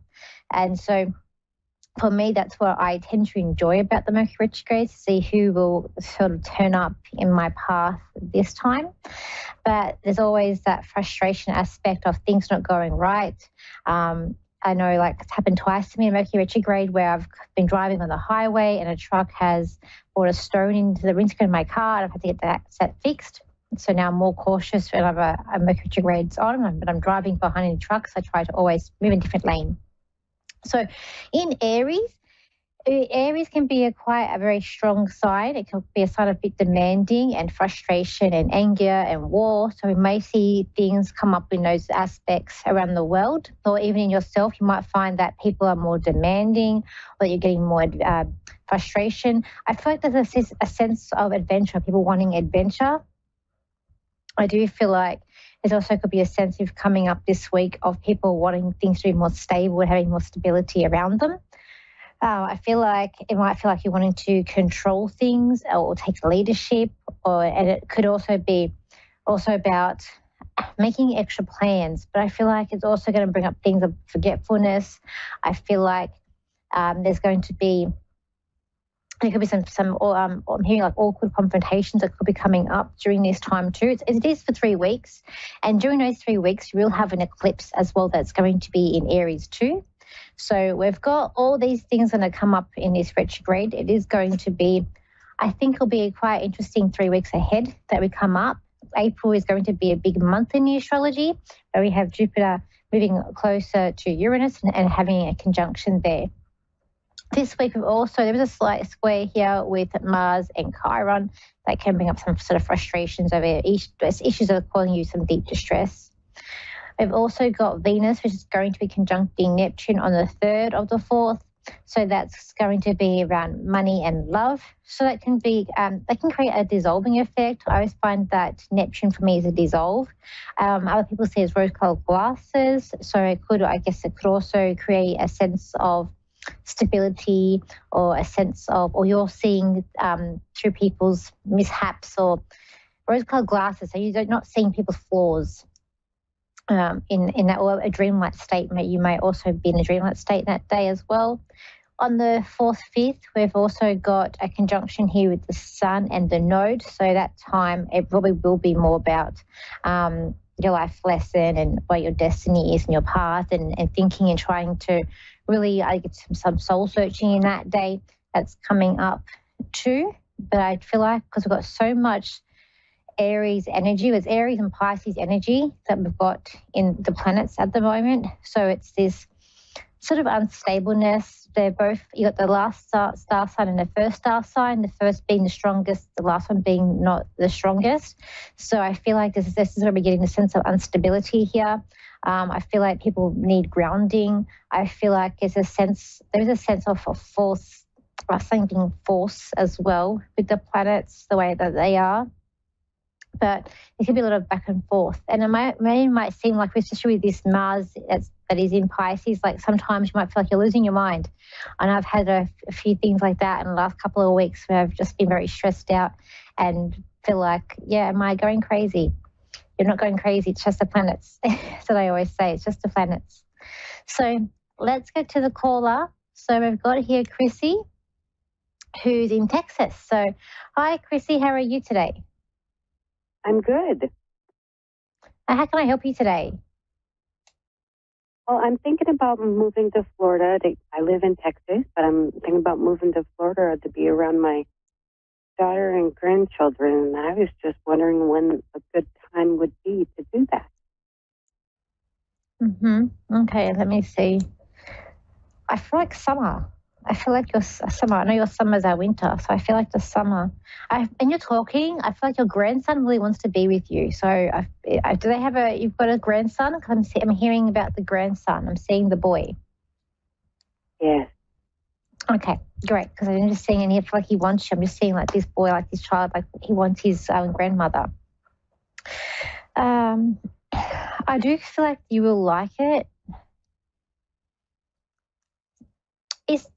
Is the heat not as intense in Florida as it is in Texas? I'm not sure how the weather goes there, but I feel like there's something about the heat there. So is the heat not as intense in Florida as it is in Texas, or it's the other way around? It's more humid in Florida than it is Texas. Okay, I'm just giving him it's not as intense. I'm not sure. All right, let me see. I do feel like this move will be good for you. I do feel like there's a thing of money here. I feel like you're going to be able to put more money in the bank as well. I feel like it's going to I feel like the move is going to come quite naturally. And I feel like where you're going to move, it'll be close to your family, but not too close. So I feel like there's I'm going to say like arms things. So I feel like you're going to be close, but not too close to them. Like there'll be space, but I feel like it's going to be really good more for the grandchildren. I'm feeling like than your daughter. It's more for the grandchildren. That's what I feel like too. It is too. I feel July. I feel like I do see a moving truck, and I feel like I am July, and there is a removalist truck there. I feel like this is going to be a really big move for you. And I also feel like it's sad to let the house go, because I'm kind of a bit emotional, a bit sad to let the house go as well. I actually have to wait until at least August because my other daughter is pregnant here. So I can't leave before then. Okay. Maybe it's like right after, or she has the baby in July. Who knows?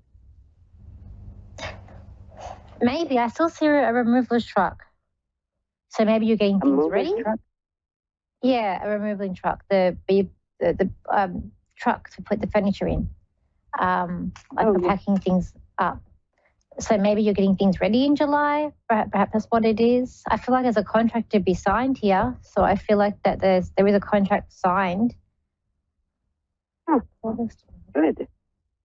I kind of feel like it's before August. I do feel like I'm signing something before August here too. I will say that with both daughters, because you're moving, there's a pool. I feel like there was a pool between both. So I feel like as one's is growing their family, and then the one that you're going to be closer to, but there's a pull here. So I feel like you're going to get pulled in two directions with them. Yes, my youngest one is very toxic, so that's why I'm relocating. Okay, but she wants you there.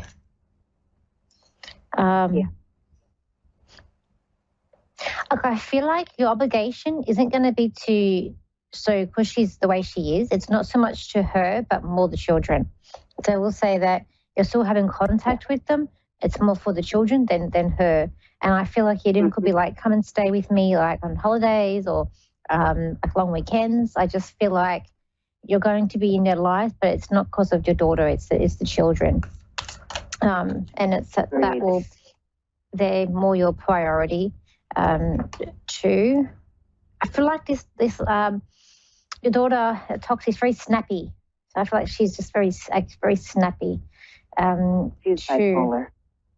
Yeah, there's a lot of anxiety. Desire. I feel like there's anxiety for her that's coming out. Too. I feel like I'm hearing emotion coaching. So I feel like maybe she we call it emotion coaching. It's a term that we have. It's a part of a program that you learn with teenagers. So I feel like you've got to somehow, when she's having a flare up or a bit of an outburst, you need to sort of reason with her. So it's like, I know you're going through this hard time at the moment. I know you must be feeling very frustrated, to go through how they're feeling, and then you change it and be like, so this is what I need and how I feel, and then you sort of go, hey, we can work together. It's called emotion coaching, but I feel like she needs something like that, like reinforcing or.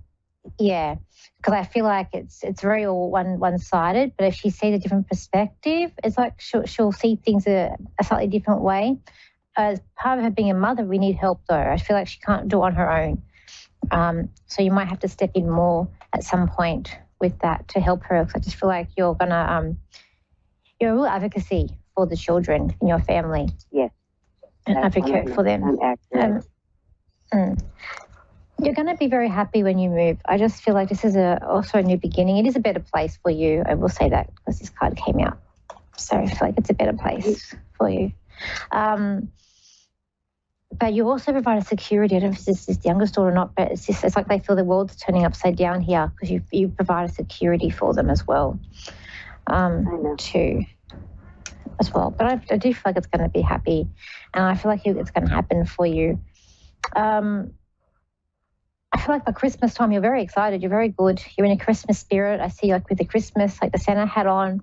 I see you like in a very festive gear, and you're very excited and everybody's coming around you. So I feel like Christmas is going to be a good, you're very settled by then too. But I just feel like being there in the summer, it's going to be good. But I just feel like you're signing a contract before August. So I'm hoping to be able to afford a house since I'm going through something right now, and I may be getting some money out of it. So, yay, that was for me. I see small, so I feel like what you're going to get is something that's small, possibly a 3-bedroom place. But I feel like I'm hearing small, so I don't feel like it's going to be a gigantic place, small. I also want to say it's near beach. I feel like it's somehow near the beach. So not on the beach, but somehow near. Okay. Okay, thank you for tuning in today. Thank you so much. That's okay. So I hope everyone has a wonderful week ahead. If you want to contact me, you can. My website is Lady D Psychic Parties, and my Facebook page is Lady D Psychic Parties, and my TikTok and Instagram is Lady D Psychic, and my YouTube is like Lady D, or if you can't find that, look under Danielle Psychic. I hope you have an amazing Easter. So if you do get a 4-day weekend, I hope you have a lovely 4-day weekend over here in Australia. Everywhere else, I hope if you're having a long weekend or how many days that you have over this Easter period, I hope that you have a wonderful time. So thank you, and I'll see you same time, same place next week. So bye for now.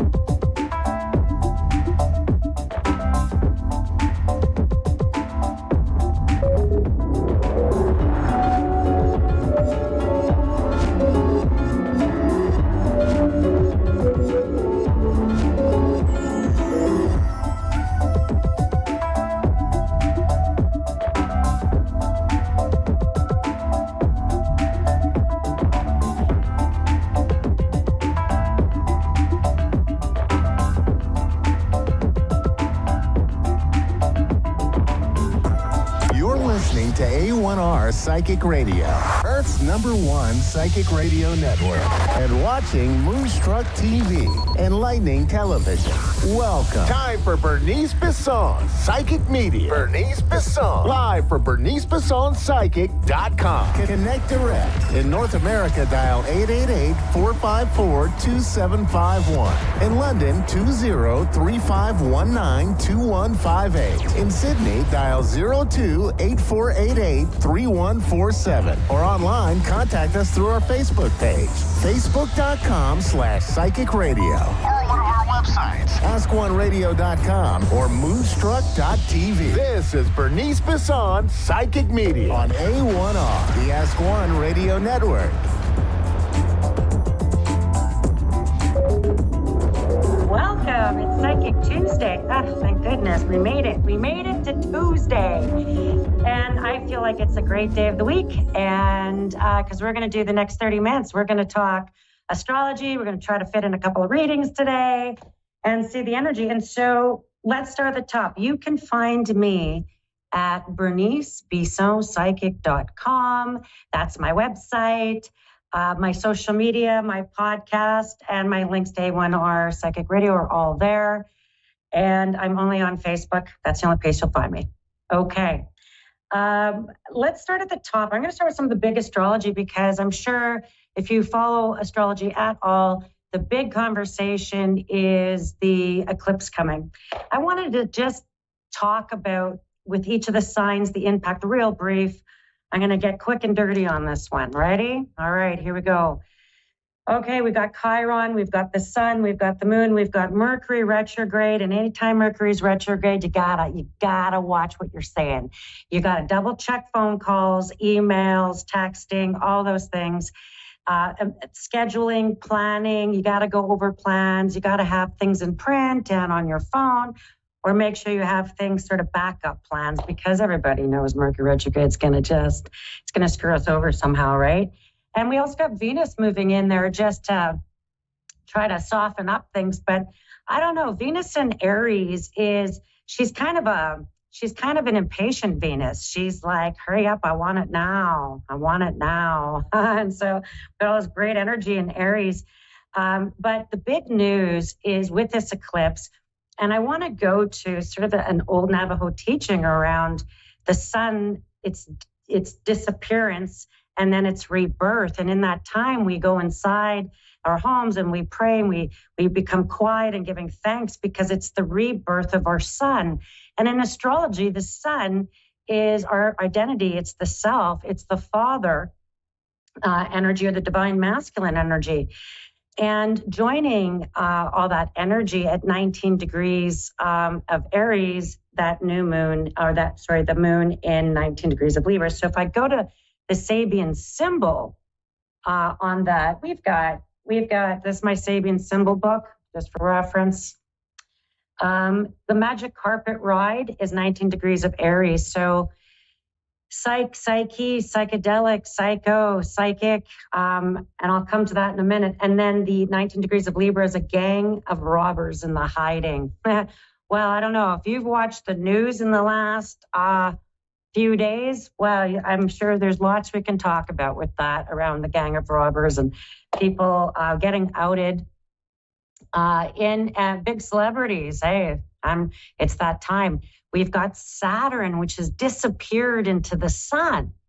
Saturn is structures, and Saturn's in Pisces, along with Neptune and Mars. And Mars and Saturn don't like being in Pisces anyway, but in Pisces, it's the psychedelic, psyche, psychic, psycho, the psychic realm. It's all of those kind of areas. And if I think about the 12th house there is really highlighted with this eclipse energy, because we got Chiron in Aries, we've got Venus, we've got the moon, we've got the sun, we've got the North Node of Destiny, all in this eclipse energy. And as the sun, our ego, our divine masculine, our identity as the self, goes dark, and we have to look at our shadow side.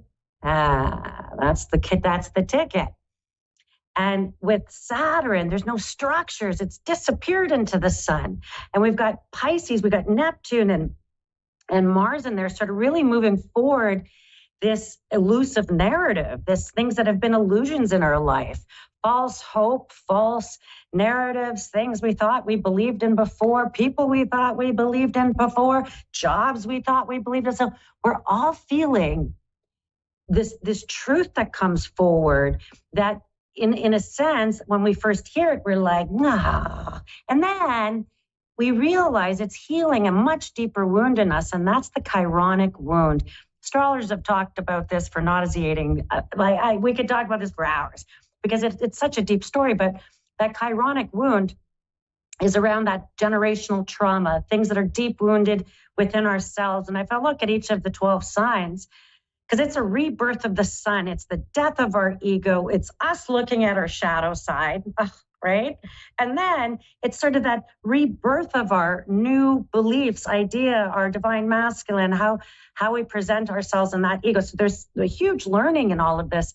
And with no structures around it, I mean, people could be going on ayahuasca ceremonies. They could be going, like I know some Aries doing that, in fact, and then they could be going off into really delving into mental wellness, therapies, you deep into the psyche, hypnosis, past life regressions, looking at your own psychic abilities, looking at your own relationship with thyself, thy God, right? And so it's some deep stuff and all around healing the chironic wound. So if I go to Aries, the first sign of the zodiac, I'm going to self. They have this deep wound around, am I okay? Yes, Aries, you know what? You are. And you've had to learn a bit of patience. And here you are with this chironic wound and emerging as the new self. And you're going through this deep transformation in the ego because this is hitting you hard, right in the ego. And reconstructing yourself. So it's some big stuff for you guys, Aries. Taurus, and this could be your sun, moon, or rising, not just, but if it's your sun, moon, I would pay attention to that. Okay, Taurus, it's around your possessions, what you value, what you own, and being valued, and really healing a deep chironic wound with yourself around equivalating your possessions and ownership and having built the self instead of through partnership, maybe around your own money, your own value and possessions. And so this is a big wound for Taurus that they are healing. Then I go into Gemini, and Gemini, it's around communication with Mercury retrograde, like, oh gosh, everything from the past. Like all of this stuff from the past, and the timing of Mercury retrograde could not be better, only because it's really about past communications, ex-jobs, ex-lovers, ex-friends, ex-situations that come back to remind us of our wound, boo. And then we have a new realization and we're like, we're never going back there. That North Node in Aries, that North Node of destiny really is going to push us forward to healing this wound, healing this chironic wound over this next 18 months. This next year, we're going to really be shown this, right? But it's really kind of amping up the next 10 days or so. So you might have had tastes of it in the last little bit. Then we've got for Cancerians, it's around your home and family. Sibling group, family group, your place in the family, how I identify as family, all of that is going through a deep healing, a chironic wound, old memories, old ways, old values around family and your home are going to come to a deep realization and a deep healing. And I think it's brilliant. Then we get to Leo and we get into that house of pleasure and things that make you happy and all the fun stuff, like, patio season on a Friday afternoon in the summer, I don't know, fun events out with friends, like all this kind of stuff. This is going to be an area of deep healing for yourself, of maybe really settling into somewhere you're now living, settling into a new place that gives you pleasure. Maybe your home, really creating it so it gives you pleasure, really making sure that pleasure is more accessible to you and that you're like, I'm not giving up my time for crap no more. And anyway, Leos, you're on that kick and I love it. It's a deep wound that you're healing. And maybe sometimes it's also okay to do nothing. That's also a big wound for Leos that they're going to learn. It's okay to do nothing. Yeah, nothing at all day. I know. Virgos, it's around your health, your anxiety, your health, your mental wellness, your physical wellness, your spiritual wellness. You're healing some deep chironic wounds. You could start to really maybe heal your stomach area. Maybe you're healing that solar plexus area, but it's some deep chironic wounds for you. around your health and well-being. And I just feel like this is going to be a time for you to really come to terms. You could kick a habit. You could kick an addiction. You can become really committed to your well-being there, Virgos. Over this starting right now, like literally right now and going forward.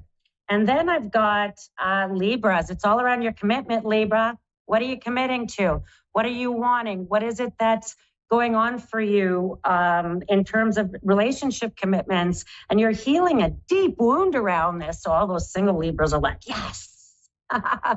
and you're going to reemerge really looking at commitments very differently than you did in the past. Scorpio, it's all around transformation. You guys rule transformation. So I'm not worried about Scorpios because you guys are going through deep transformations in all areas of your life, that you're being elevated to that Phoenix energy, right? And so shedding that chironic wound, old friends, old situations, things that you thought you had value with, and you're literally shedding. And it shows up with sex, birth, death, big family kind of stuff, big transitions in life stuff. So it's some big stuff for you guys in terms of really stepping into your new reality and stepping up. I love it.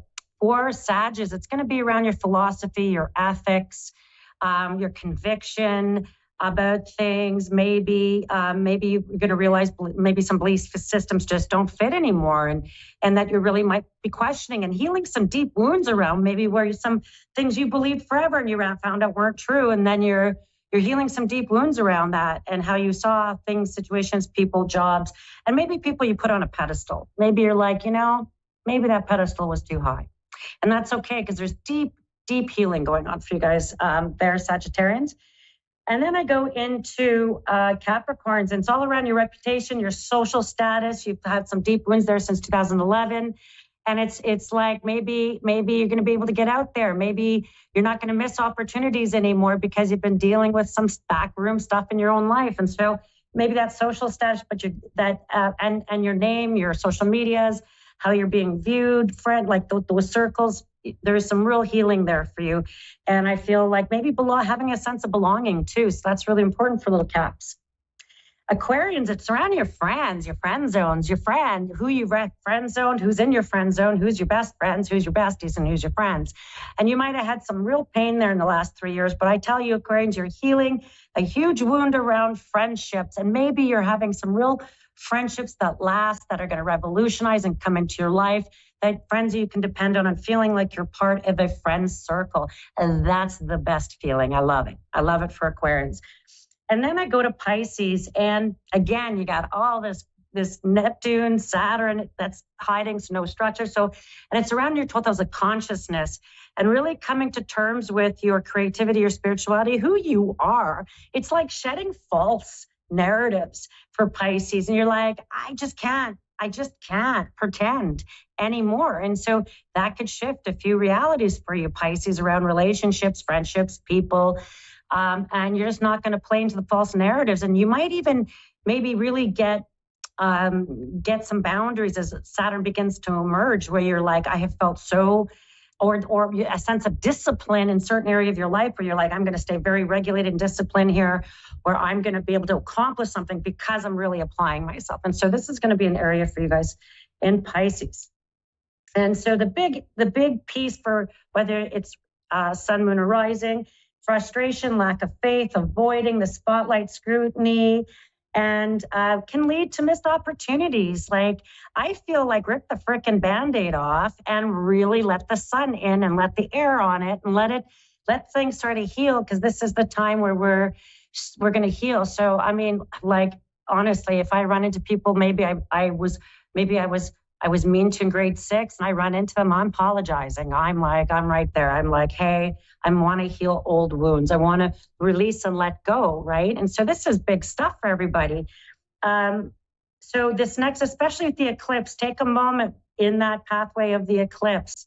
Give thanks, ask for renewal, a collective prayer around raising our consciousness so we can be more compassionate, because we have this real sense right now of impatience and frustration around the planet. We're going to raise that vibration during this eclipse and bring that consciousness of compassion, empathy, love, and patience. And thank you.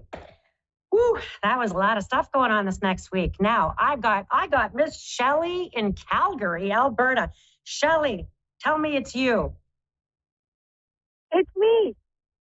I've read Shelley before. Let's get into it. Shelley, where would you like me to begin? You have a choice. You can just give me the day and month of your birthday, or we can get into a specific area you want me to look at. I'm going to let you just do your magic. Do 19. Just be magic. Okay. I'll be my magic. Okay. And so I feel like in context to the astrology I was just talking about, and you can go back and listen to it if you didn't get a chance to. I feel like right now for you, there's something very conclusive, healing. February might have been a bit of a bumpy ride. March would have been having to move forward, would have been maybe things were on and off a table, like, oh, here's the piece of paper, yank, and it's yanked off the table, or here's the plan, and then it's yanked off the table, or here's the opportunity. And I feel like that's okay, because no matter what's going on around you now in terms of some uncertainty, I feel like you're going to have more clear answer after April, going into May long weekend, June 21st, into that time. I'm going to say May 21st to June 21st. There's far more clarity coming, and it's going to show up maybe in a decision that, like, I keep laughing to myself in my head because I think this. I feel like when I think of something that's on and off the table for you, like here it's on the table, ooh, off the table, ooh, on the table, ooh, off the table. I feel like all of that was for naught, and that you're going to go back to something maybe original, and it just gets agreed and it's just done. And it happens in such a anticlimactic way. You might be like, what? How did that happen so easy after all of that? And then I feel like this is already in motion. Like this could have been since our last eclipse, October 14th. Now we're in April. Something's coming to culmination, my girl, and I feel really happy about it. Like, finally. And then it brings me to a larger notion around you, around a move. And I feel like all the little tickers are just falling into place. Tick, tick, tick, tick. And it's something about maybe the place that you'll move to finds you. Maybe it's like the right house or the right place comes up in a way, if it didn't recently, because I feel like something around solidifying where you live or solidifying your house is going to really show up for you by October, or whatever plans you're putting in place. Something gets really solidified by October, and I'm like, woo, woo, feels good. Okay. There could be, I keep hearing possibly a surprise medical procedure. It may have come up if it didn't come up in the last 8 months, I feel like there's something, or a date that you might have been waiting for a medical scan, scope procedure, and something pops up. And it's like, oh, I got to take advantage of it. Oh, I'm going to take advantage of it. Almost like it might even pop up even this month, like by the end of the month. Like if you've been on a wait list or waiting for something, I feel like something moves very quickly now. Now it's like, oh, pop, there it is, in a good way. Oh, very good. Okay. I am looking to move. So say that again. I am looking to move. Perfect. And have you been actively looking to move? Sort of. It's more deciding where to go based on kids' situation with sports and future work. Okay. So I've started talking about like where's the good, maybe home, maybe move home. Okay. For some reason, I feel like more west might make you happy.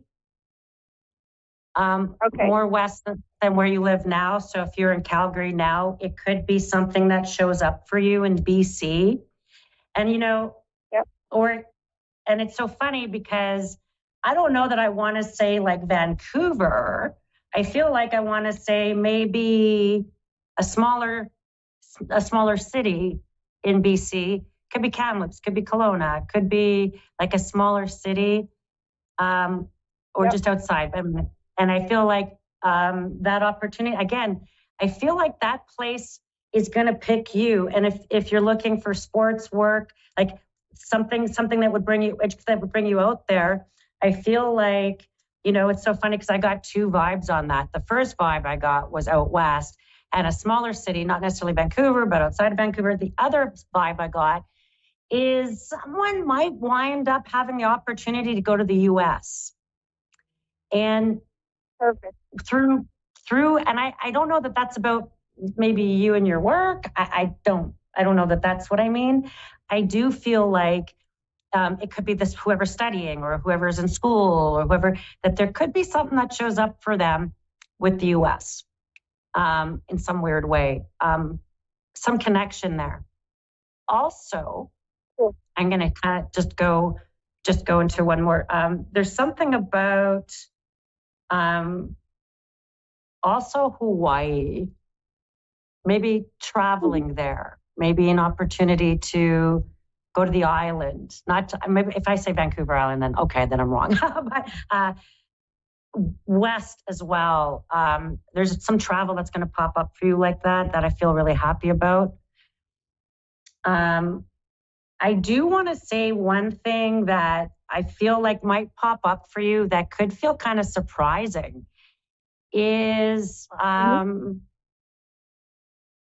where you're moving, maybe you won't feel so alone.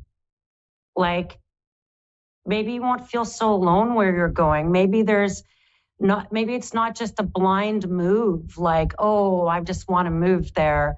I feel like maybe connections will already exist there, or will say, hey, there's this great place for sale down the road, you should look at it. Or, you know, so it wouldn't be just an impulsive kind of thing. And I'm going to say, I feel like it's brewing this summer going into the fall. Like I feel like it's all the little pieces are just in motion, and you're going to get real answers between May and June.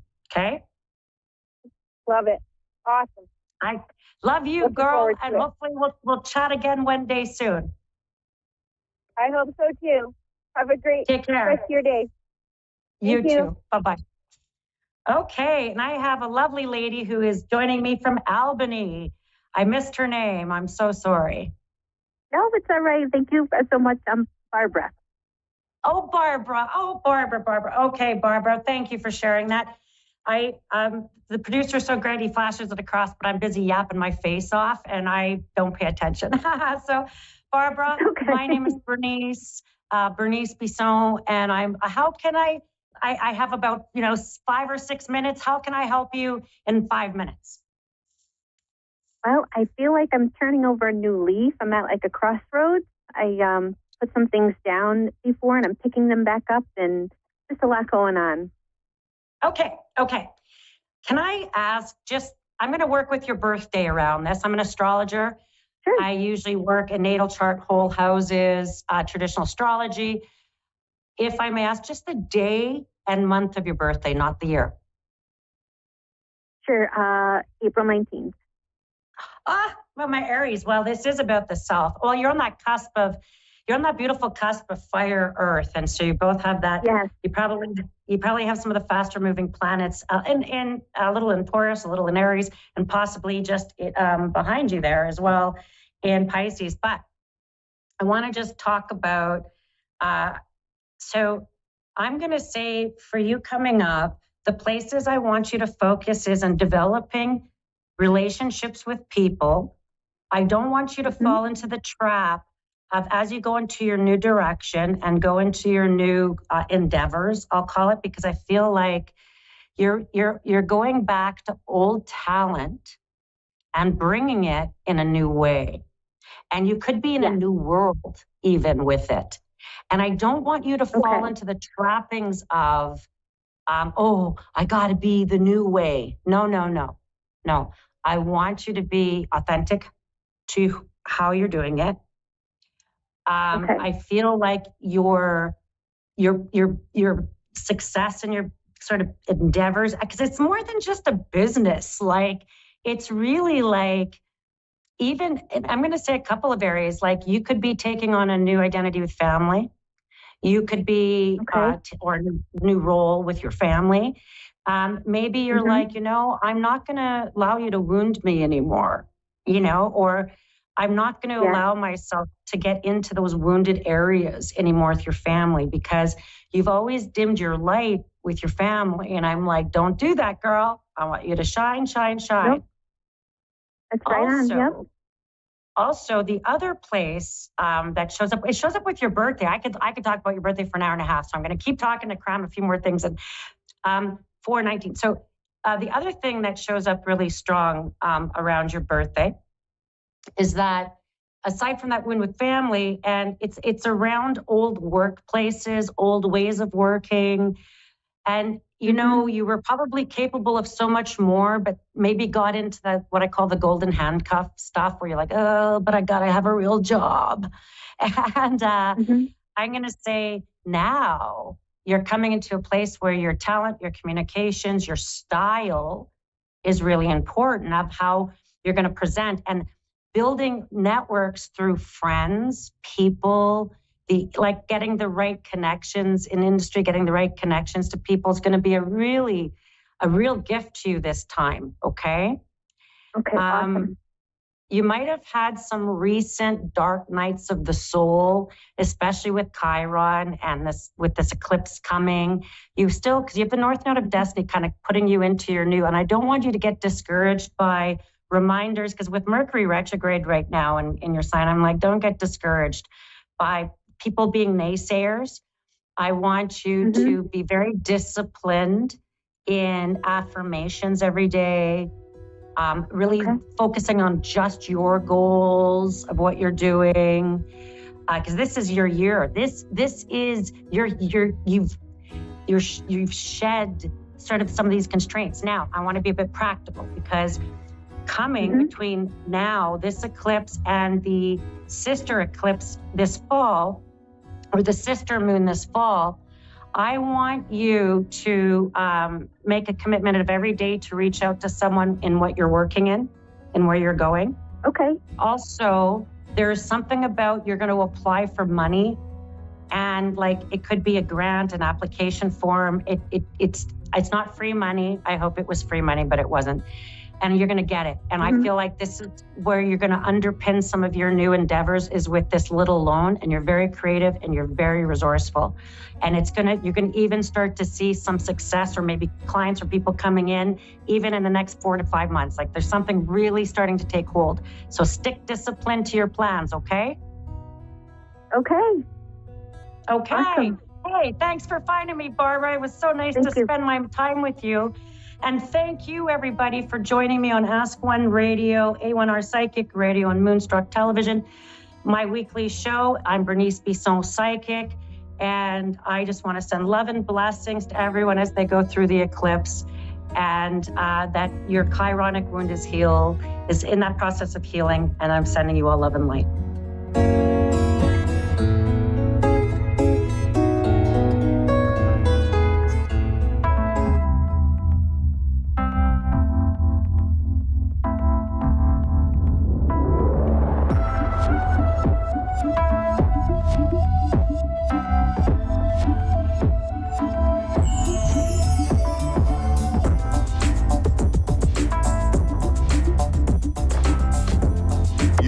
listening to A1R Psychic Radio, Earth's #1 psychic radio network, and watching Moonstruck TV, enlightening television.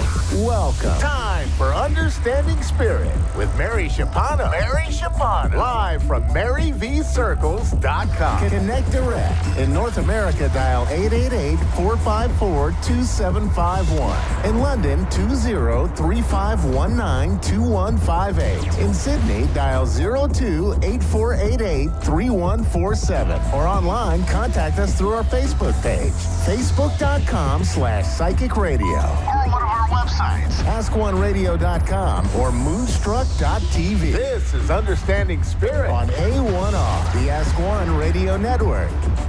Hello, everybody, and welcome to another week of Understanding Spirit. I'm your host, Mary. Hope you're all having a really good week. As usual, I've done a 3-card pull, so just take a moment to tune into whether you're connecting with the first, second, or third card. Okay, we're going to start. All right, the first card. If you pick number 1, this is the card that I drew. This is a card for you to just enjoy your intuition at the moment. Connect with the better things that are going on in your life right now. Don't focus on anything that's negative. Just stay with the positive.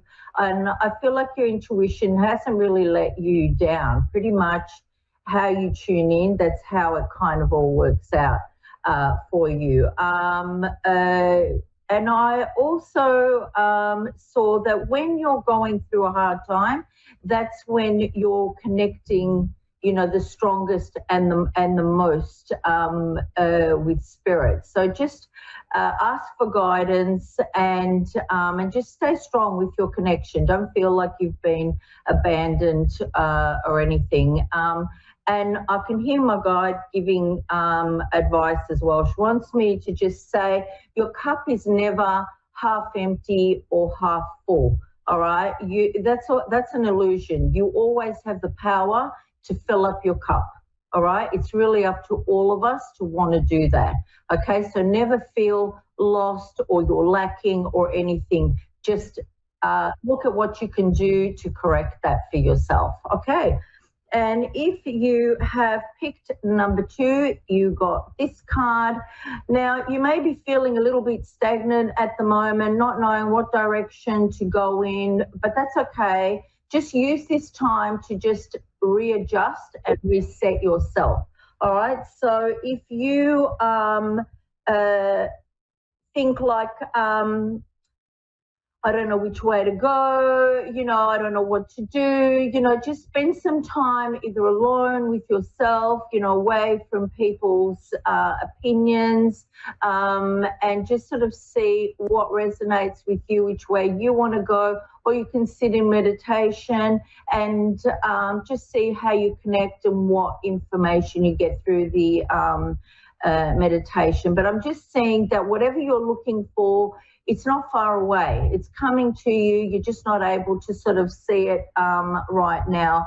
And if you are feeling like you are drawn to a higher calling, right, and you just don't know what that is, my guide is saying you definitely need to sit in meditation and ask what that is and how to move forward, to ask for the right people to come to you at the right time to help you move forward and make that connection as well. Okay, because there's a big awakening happening around the world. A lot of people are tuning in.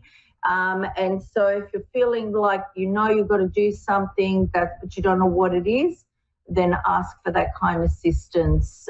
Even if you're not intuitive, just do it, all right, and see what pops up for you, all right? We always have our loved ones around, and your guide and angels are always with you as well. Okay, if you've picked the 3rd card, then this is the card for you, all right? Now, with this card, you know, I'm getting that a lot of times when you're happy, the support that you're getting, the assistance that you're getting from your guide and angels and any loved ones can go unnoticed, all right? because we're happy, you know, we're not sort of really acknowledging any assistance that we're getting. You know, whenever you feel good, just give, you know, a shout out to yourself and be like, thank you, you know, for whoever's that helped me, you know, in spirit with this. And always when you are feeling like you are a bit lost, ask for assistance, okay? And it will be there. And, you know, all I can hear right now is ask and you shall receive, ask and you shall receive. That's what my guide's saying, okay? So you'll always get assistance and make that connection with spirit. Even if you're not aware with them, they're still there to help you, okay? I hope that's helped somebody. Now I've got Hannah on the line. Hannah, how are you? I'm doing great. How are you? I'm very well, thank you, Hannah. How can I help you today? Oh, man, however you can help, I suppose. I'm really interested in all of this. I've had some readings in the past, and I'm always just fascinated and interested to hear whatever you guys have to tell me. Okay, beautiful. Hannah, I do feel that you are quite, shall we say, inspirational and full of hope. I feel like you're quite intuitive. Does that make sense for you? Yes. Okay.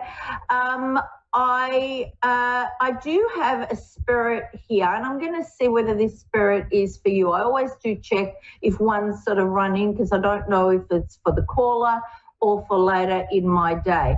There is a elderly lady here, and she's got her hair set. It's kind of like a grey colour, and she's a little bit plump, and she's kind of wearing like an apron, a little cardigan that might be like a twin set of a knit of some sort, and she's got a bowl and she's kind of like stirring and cooking, maybe like baking. Does that make sense for you? Do you know anyone in spirit like that? Yes, my mother's mom, my grandma. Oh, lovely. Okay. I'm very happy because I did feel that this was for my caller, but sometimes the callers don't recognize the spirit. Now, are you happy to receive some messages from her? Absolutely, yes.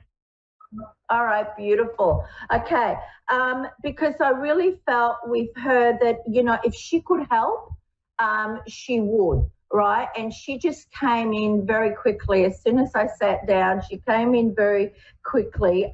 She wants you to know not to allow others to intimidate you, all right, and to just be strong and stand your ground and not be sort of even, I don't know if bullied is too harsh a word, but along that line, don't be even gently forced to make a decision that you don't want to make. Is that relevant for you right at this moment? I would say that's a pattern throughout my whole life, yes. Oh, okay. All right. Well, Grandma's coming in. Time to stop that pattern, yeah? Yeah. All right. Now, I don't know if you have wanted to write anything, but she was just like, write that story. Does that make sense for you? Yes. Okay. And she was like, don't muck around with it, just kind of do it. All right. The other thing, okay, I did write something down. Hang on before I forget it, because I could hear this. She was singing, all right, and I wrote it down. And it was, it's a little kids rhyme kind of thing. And it's, if you're this is directly for you. If you're special and you know it, clap your hands. If you're special and you know it, clap your hands. Then you really ought to show it. If you're special and you know it, clap your hands. Now, I don't know if you're a teacher or if she was, but I saw it like a classroom kind of setting, or it could be just for you to learn this lesson about yourself. Does that make sense for you? Yeah, It does, yes. Okay. And she is also pointing, there's a little saying, I don't know it very well, but she was like, when the nose knows, it knows. And she goes like that. And she's like, trust your instincts. You know, you know what you know. Okay.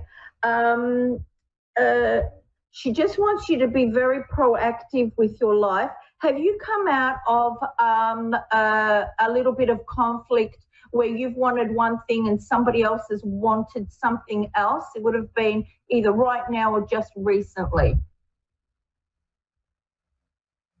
I'm sure. I can't think of anything large, but I'm sure. Yeah. Okay, all right. She's just, she's bringing it up because she just wants you to do some soul searching and some self-reflection around that, and just don't make decisions unless you know where you're going with them and what you're going to do around them. All right.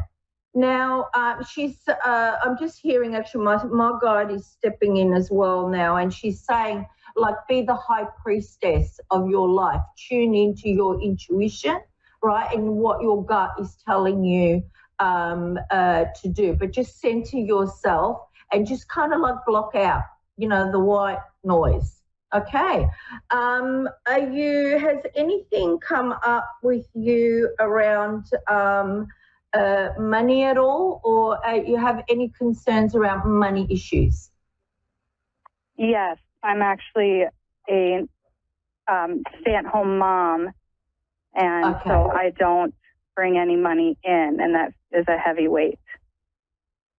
Okay, all right.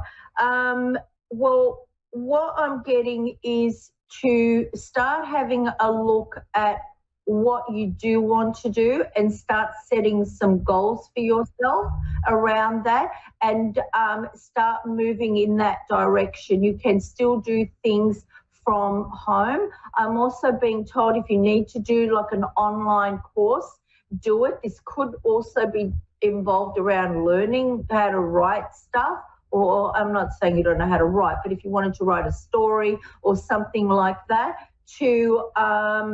but just plan what you want to do, and take advantage of any opportunity that kind of comes your way. I do feel you'll have some good news around this, as long as you make the effort to move forward with it. I do feel you can have success around any kind of little job or something that you start for yourself. Also, I'm being told the truth will come out. So if anybody has sort of been saying anything negative about you, or has tried to make out like something is you, but it's not, there is a truth that's going to come out, but you just move forward with yourself, all right, and what you want to do in your life, but make plans in your head and push through by yourself, okay? It doesn't mean you have to leave anyone, but just push through by yourself. Does that make sense for you? It does, yes. Okay, Hannah, I'll just see if there's anything else. I just feel like you're in a pattern now of self-discovery, and you've just really got to look at that and work yourself out and what you want to do, and you will be fine, okay? As long as you take care of you, because I don't feel like anyone else is going to. You've got to do this, all right? And your grandmother is here. She's clapping and supporting this all the way for you, okay? Okay, wonderful. Thank you. You're very welcome, Hannah. All the best with everything.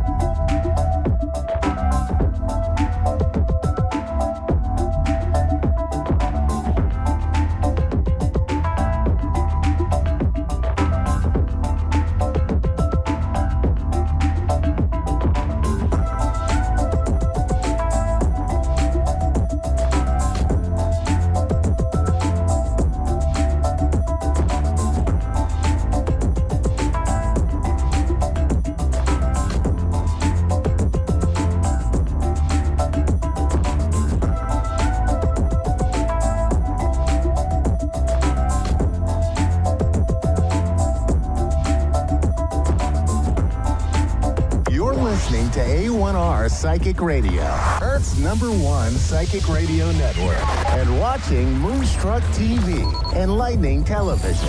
Welcome. Time for Sacred Insights with Andrea Baker.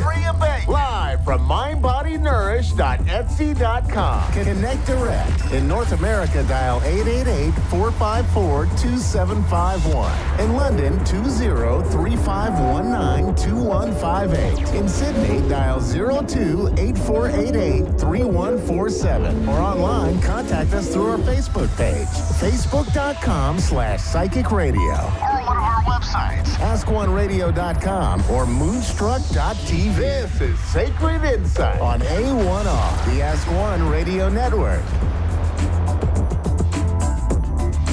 Hello, everyone. Welcome to Sacred Insights. Thank you for joining us today. Well, I hope your week is getting off to a good start. And if not, then you can always recalibrate if needed. But our guides wanted to come through and angels to bring a little message saying to stay close to your connection. Your connection to spirit is what they're talking about. Now, to practice your energetic alignment, often build it up and keep it close to you as far as the energy you're in and being in your own energy, and which means you're in energetic alignment. So they are mentioning being mindful about focusing on yourself and where you're putting too much emphasis on others and the opinions of others. So if you're allowing your intuition to guide you, then you are doing what is in alignment for you. Self-doubt can creep in if we allow other people's opinions to dictate how we feel about ourselves. And just, we don't always know everything at once when it comes to our intuition and exactly everything up ahead. But as long as we are following our intuition, we are really in alignment, and, we don't need to put our attention necessarily on everything that people invite us to, if you know what I mean. So don't allow yourself to get swayed and stay focused. Okay, so we're going to go to a caller now. Echo in California. Hello. Hi. How are you? Hi, how are you? Good, how are you? Good. I'm great. What would you like to talk about today? So I was wondering if I should just let you read me or if I should give you a question. You can do either. It'll be more specific if you have something that you really want to know about, really want to ask. But either way. Okay, let's do my love life, please. Sure. Okay.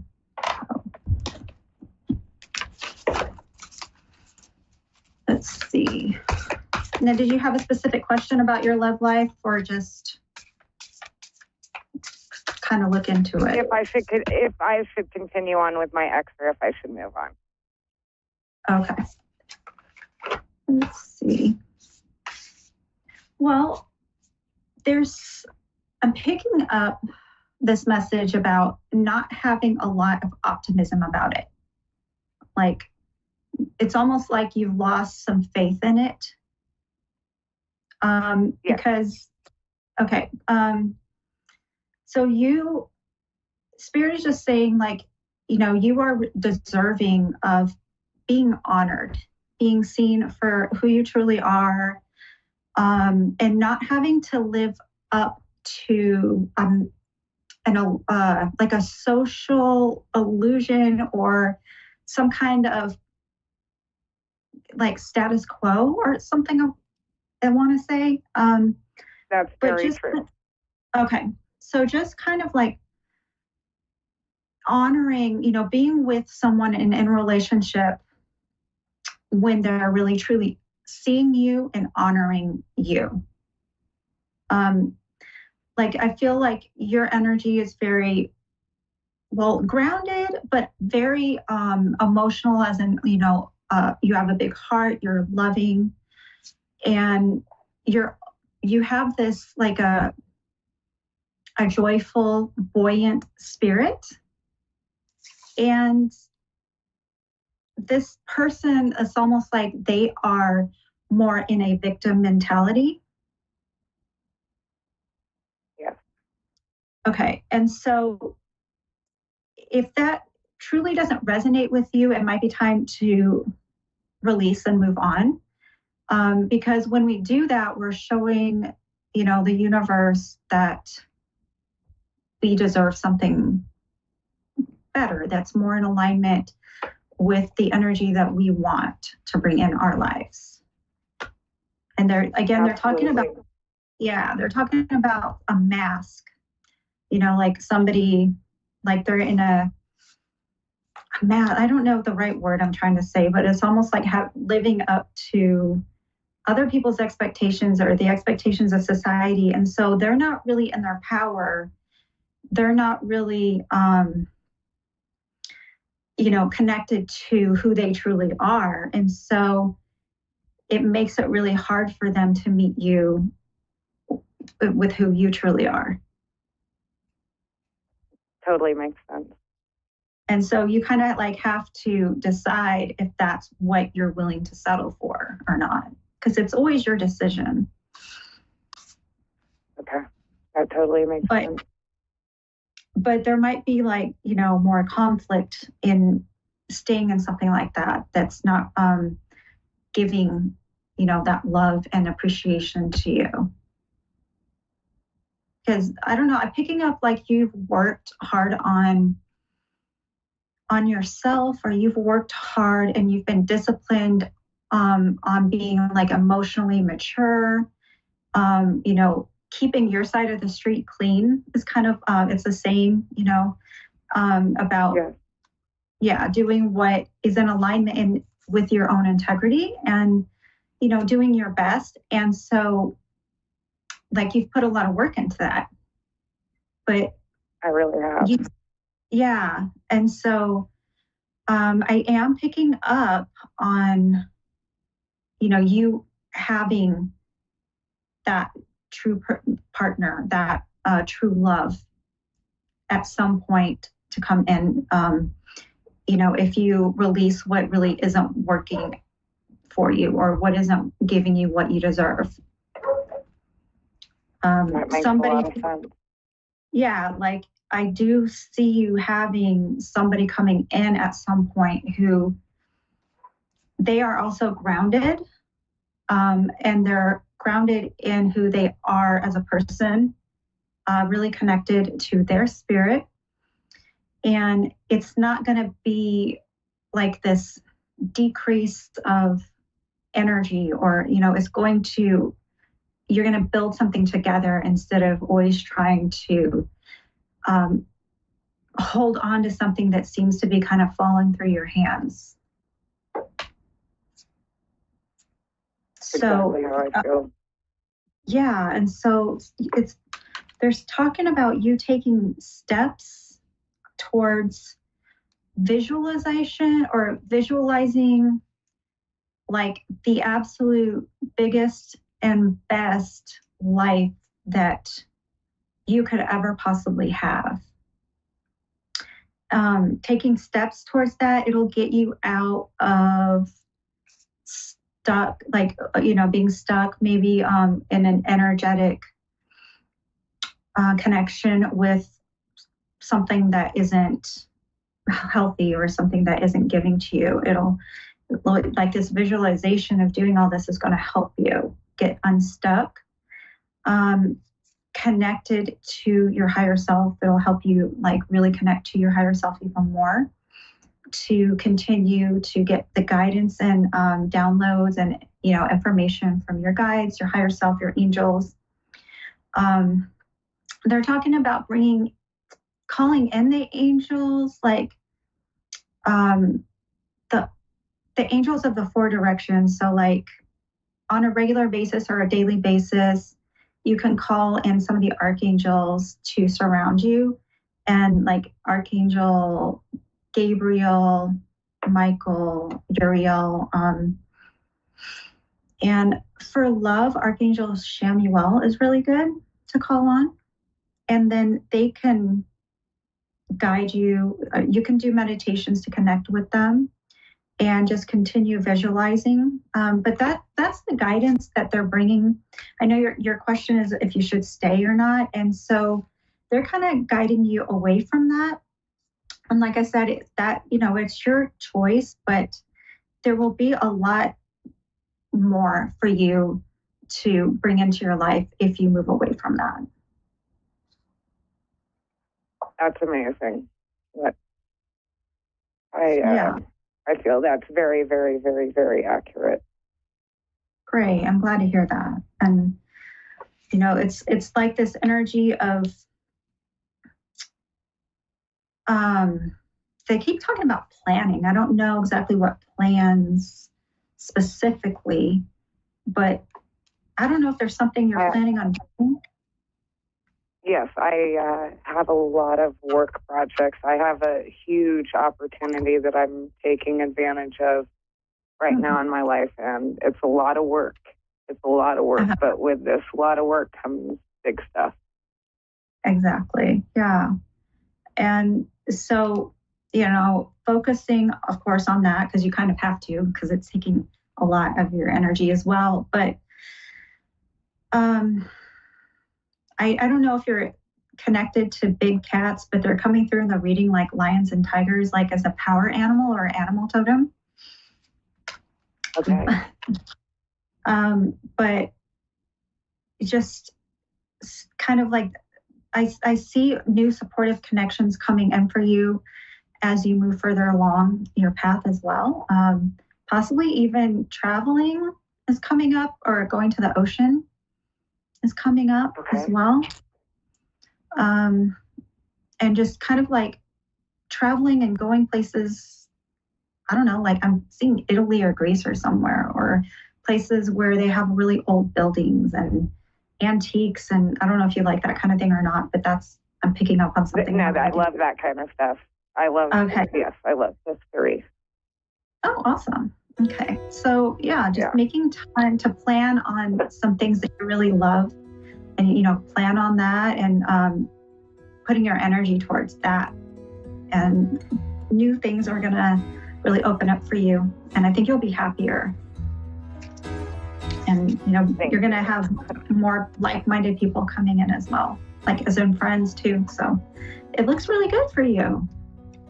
Thank you. Thank you. Thank you. Thank you. Absolutely. Thank you so much. Like, truly, thank you. You've been a blessing in disguise. Thank you very much. Thank you so much. Bye-bye. That's great. Okay. Well, thanks everybody for joining us. And that is going to do it for me today. You can always look and see what I have on my store at stan.store/mediumandrea. And you can always check out my Facebook and my Instagram at Medium Andrea Bacon. I post daily messages a lot of the times on there, so you can check that out. And my videos on TikTok. And then if you need to get a hold of me, you can email me. All right, everybody, have a great week. Thank you so much. Bye.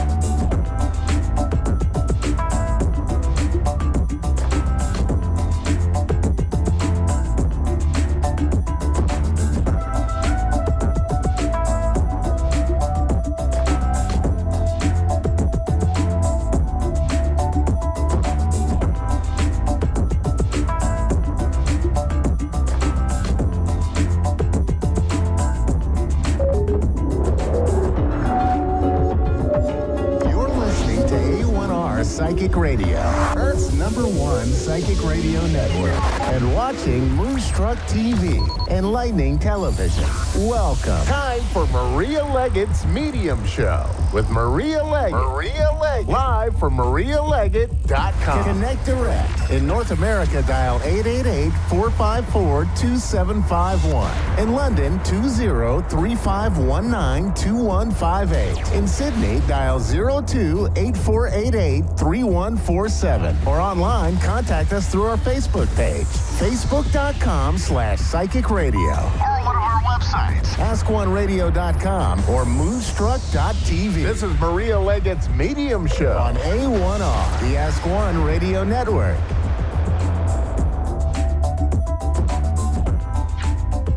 Good afternoon, everybody. It is Tuesday afternoon at 4:30 p.m. Eastern. My name is Reverend Maria Leggett, and I'm coming to you live from Dayton, Ohio.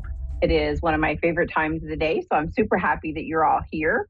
I don't know about y'all, but the energy that we're in right now, because Mercury went retrograde yesterday, and we have the upcoming eclipse on Monday, and we just experienced an eclipse a week or so ago. And so the energy right now for all my friends, for anybody, is all over the place. Their emotions are everywhere. I know that mine are. And so I'm having to be really careful of the things that I say, because it can come out wrong or the other person can take them wrong. And when somebody says something to me, I also have to pay attention to how I'm receiving that information. Am I open to it? Is it causing a problem? And so I'm having to be really careful in how I'm receiving information, because I literally on Sunday, I did the event Friday night, and I had such a great time. Did a message circle for my mentor, Rose Van Den Enden, who is releasing Ghost Girls, which is a play written specifically about Fox sisters and spiritualism. And I can't wait for the play to come out in November. But we did a fundraiser for her Friday night in message circles, and it had such a good time. And then Sunday, I was sitting at home, and for no reason, I just started crying. No reason. I wasn't sad. And I even said to my husband, I don't know why I'm crying. I'm not sad about anything. I'm not upset about anything. And I just started crying. And so right now, Mercury is really asking us to go within. Look at what's going on inside of your body. Look at your emotions, right? Mercury retrograde, because it is retro, R-E. It's all about all of the R-E words, right? Reinvent, recreate, rebirth, all of the re's. And so it's time for you to really go within and look at your shadow side, right? We're coming out of the shadow season. And if you haven't paid attention to your shadow side, and if you don't know what your shadow side is, it's the easiest thing in the world. All it is are all of your traumas and your triggers. That's the shadow self. It's looking at that and saying, okay, I need to heal all of these things so that I can integrate them. There is nothing wrong with your shadow self. Your shadow self keeps you safe. It keeps you protected. It is something that we often lean into during difficult times. And so, when people walk around saying, oh, I only deal with the light, that is not a good thing. It means you're out of balance. You want to work with the darkness. You want to work with your shadow side. You want your light to be able to have a balance for you in between. So, and with that, we're going to welcome Linda from Virginia Beach. Hi, Linda. How are you? I'm doing well. Wonderful. How may I help you today?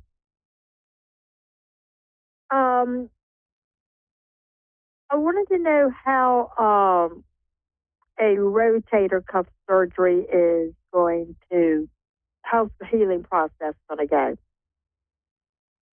Help your healing process? Yes, on a shoulder surgery.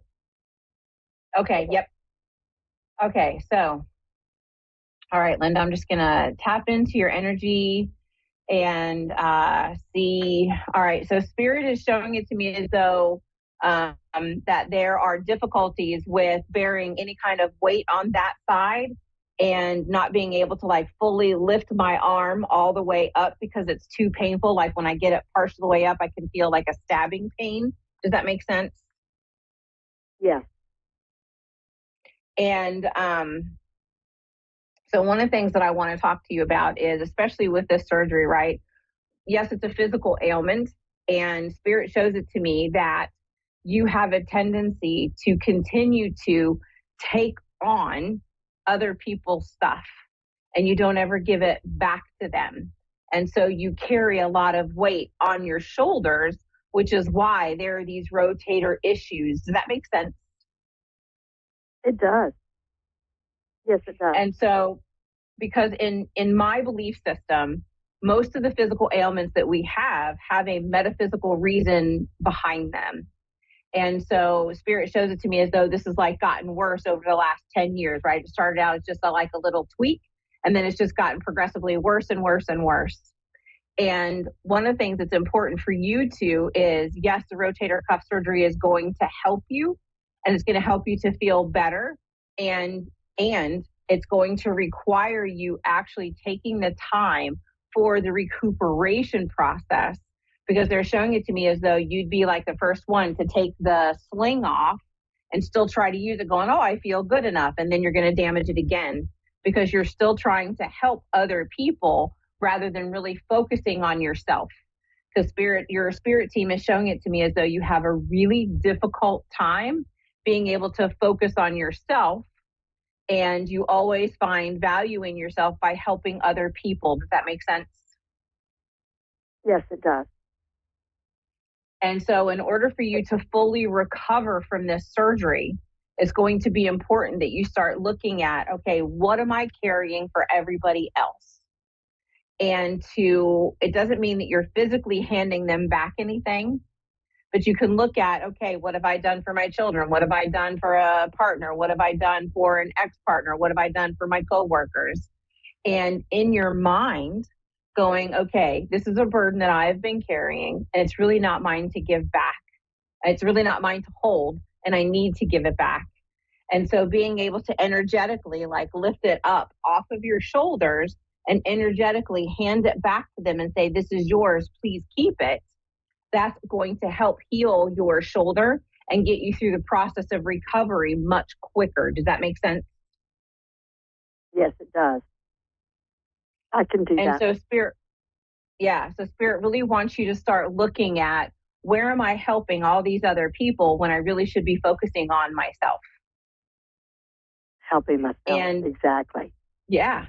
And they're showing it to me as though this is something that would have started, I want to use the word conditioning, right, from when we're younger. As in, you're the girl, you have to be the support system, you have to help. And we carry that all through our lives, where we think that we have to continue to help people because that's what we were told when we were little kids. And now it becomes you saying, you know what, I can step into the masculine and I can say, no, it's okay for you to set healthy boundaries, and telling people no when it's important for you to be able to sit in recovery. Does that make sense? Yeah, it does make a lot of sense. Yeah, I mean, people don't realize how women are conditioned from the time we're born to help everybody else, and we really are. It was something that I went through too as a little kid. I had older brothers, and it was, oh, you're the girl, you need to do this, and your brothers are going to go do these other things. So we had these stereotypical assignments that were given to us rather than us just deciding what we like and what we don't like. And so now, especially because we're in retrograde, Linda, what's going to be important for you is to, and Spirit shows it to me as though sitting down with a piece of paper and writing, what are the things that I like? What do I want to do? What do I like? How can I move through this world in a way that is true and authentic to me? And then being able to pull apart, okay, what are the things I was told I was going to like? Or what are the things I was told I was supposed to like that I don't like? Does that make sense? Mm-hmm. Yeah, it makes a lot of sense. Wonderful. Okay. And so now it's this time to start sitting down and writing all this stuff down for yourself. And all of these are going to help you. And I know it doesn't sound normal or common sense, but it's true. When you start to shift your belief system, your body then starts to shift too. And Spirit shows it to me, when you start doing this emotional work, that it's going to make your shoulder recovery so much easier and a little bit better than expected. Does that make sense? Yes, it does. Yeah. So Spirit's just asking you to lean in. look at yourself and do all the things that you can. Okay. Do you have another question I can answer for you really quick? Yeah. Yeah. Do you see me meeting anybody this summer? Meeting somebody new? Spirit shows me, as soon as you said that, I see you in like an outside environment. So it's like a park environment. And they're just showing me that it's time for you to like get out of the house and go do things. So in the summer, when the weather is nicer, being able to go for a walk, being able to go on little mini excursions, they're going to get you out and around a different set of people. Because they're showing it to me as though you've got this pattern that you're in. And this is just how I kind of run my life every day. And in order for you to meet new people and find a partner that's going to make you give all the warm fuzzies in your heart, is being able to step outside of that comfort zone. Does that make sense? Yeah, it makes a lot of sense. Yeah, so they're showing me that there's definitely a meeting of someone, but it literally looks to me as though a park is involved, because I can like hear little kids playing. There are frisbees being thrown. So I don't know if it's going out on a family excursion and somebody, just brings someone, but it's definitely an outside experience where it happens. And it is they show it to me as though you can be really cautious. And so it's like, okay, who are you? Where do you come from? What do you do for a living? And just allow yourself to ask all of those questions so that you can become comfortable with what you like about the person. Does that make sense? Yeah, it does. It makes a lot of sense. Yeah. Good. And I like glad. outside So, activities. I'm an outside person. Oh, that's wonderful. Oh, I think that's amazing. So yes, it'll definitely be outside, and it's feeling wonderful about things, and getting to know someone on a term that you like, right? The not doing it quickly, but being able to ask questions and meet them in a way that you are comfortable with. So thank you so much, Linda, for being on the show. I am so grateful to you. And to everybody watching. I appreciate it. Oh, my pleasure. My pleasure. And to everybody watching, thank you so much for joining me on the show. I am so grateful for all of you. And remember, we are in retrograde. And if you need help, I am happy to mentor you through anything that you need. You can find me at marialeggett.com. And you can sign up for my new membership that I am releasing April 8th, or you can do my intuition development classes, or we can do one-to-one mentoring just between me and you and no one else. I hope you have an amazing rest of your week, and I'll see you next week.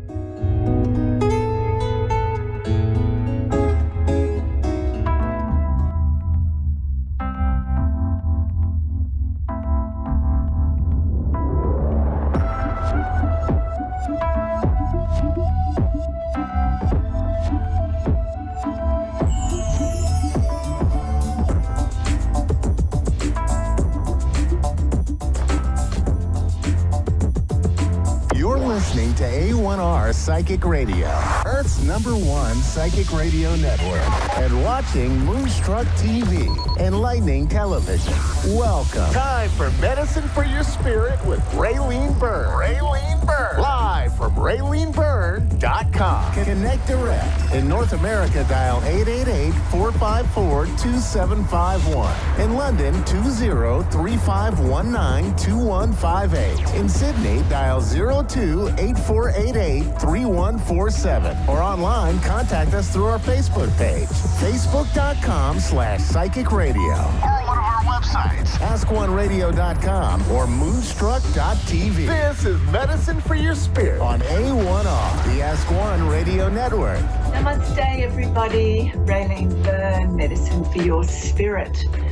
Wow, we've just come through the equinox time. Spring equinox in the Northern Hemisphere, autumn equinox in the Southern Hemisphere. And it's always a really beautiful time to pause, just to really pause and take a deep breath and reflect. And, we still are in the shadow of it. It was only a couple of days ago, yesterday maybe. The next couple of days, it's really nice to reflect and contemplate. So equinoxes and solstices, in my outrageous opinion, are the 4 universal nudges that we get in the Earth's 365-day dance and twirl around the sun.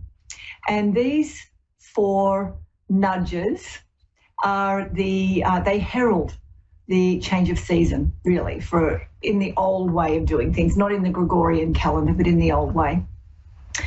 And when you think about it, an equinox is all about equal light and dark on the planet for the day. So in the northern hemisphere and the southern hemisphere, we're having equal light and dark, morning, day and night, basically. 2 days out of a 365-day orbit around the sun are dedicated to the thought process in the awareness around balance. Interesting, isn't it? We have so much stress in our lives around trying to find our balance and our, get everything right. And when you step back and look at the bigger picture, we're being shown 2 days out of 365 are really in perfect balance.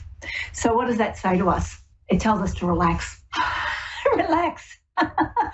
Balance is something that we need to be making adjustments with constantly without the stress. There's a lot of industry around at the moment, helping find your work-life balance and doing this and doing that. It becomes another thing to do and it becomes another stress in our life. So we need to sit back, we need to relax a little bit, just relax. Okay, today's not such a great day. I'll make sure tomorrow I'm just a bit kinder to myself or kinder to others. Let's just relax a little bit. So we've just come through this equinox time, and as I said, it's a really beautiful time where the earth seems to pause in its dance around the sun and take a big breath. And for all of us at the moment, feeling that little bit of a pause, and I know many people I'm working with, many clients are saying they feel like they can't really do too much right now. It just feels like everything's resting, or it's the pause button has been pushed and they've just got to take care of themselves even better while the momentum is starting to build again, or the pause button is unpressed and life carries on. If there's any time that you're feeling this sense of pause, reflect between now and the solstice, which was around about December the 21st. Go back in the last 3 months. It's only 3 months. 2024, we've only lived 3 months. It feels like we've lived so much.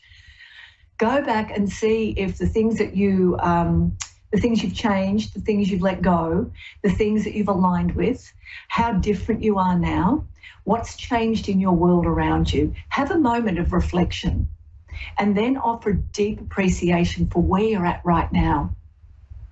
And then the momentum will start again, and off we go. We start, moving with the force of life. So I just wanted to remind you of that because, so many of us have been indoctrinated with this push, go, do, keep moving, if you've got a problem, don't sit back, just push through it. In our olden way, it was, that was how it was. It was a world that supported that, but the world now doesn't support that. We've got to actually show up more filled with integrity, more aligned, more truthful, more attuned, and more on purpose, our soul purpose, not our life purpose, our soul purpose. So little things to contemplate over the next day or two as we head towards a big full moon. And we've started the astrological new year. We've started Aries, so it's a whole new beginning. We're coming up to Easter, which is renewal, reset, rejuvenation, and we have eclipse season. So there's a big chunk of energetic push-pull and movement about to hit us. So take a day or two to prepare.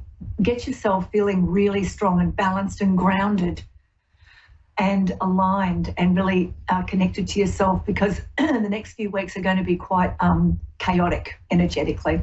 So I have a caller, Amanda from Texas. Hi, it's Raylene. How can I help, support, offer guidance? What can I do for you?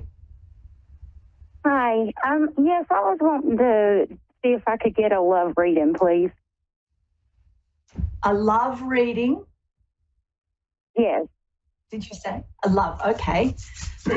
Love, are you interested in... Okay, I'm not even going to ask. I'm just going to do it this way. I've got my beautiful cards. So we've got Amanda from Texas here, and she's requesting a reading on love. Okay, let's see what we've got here for Amanda. So calling upon the lineage of healers and ancient healers, calling upon the lineage of mystics and mysticism, and calling upon the information of the universe to bring through simple, relatable, doable, understandable information for Amanda about love. A love reading. Okay, let's see what we've got here for her, Amanda. Oops, we've got two that have jumped out. Oh, okay, so the first one here is core healing. So this means you're getting ready for a new beginning. It's you've moved through stuff. It's now time to start getting very, very clear in what you want for yourself, how you want to express that. And I keep getting boundaries. I don't know what you mean with the love thing, if you're wanting more love or if you're in a relationship. I don't know what that is right now. You'll know what this is about. But it feels like the word I'm hearing very strongly for you is boundaries, very clear boundaries around what is your level of own self-worth, respect, and how you treat it. So if you're calling a relationship in, you need to really up your ante around that, because you want the best you can possibly get, because you want to give the best of you. If you're in a relationship, it feels like something's about to change, because this core healing is about new beginnings, and it could be a rejuvenation. If you're in a relationship, it could be a rejuvenation, a better understanding, a better connection.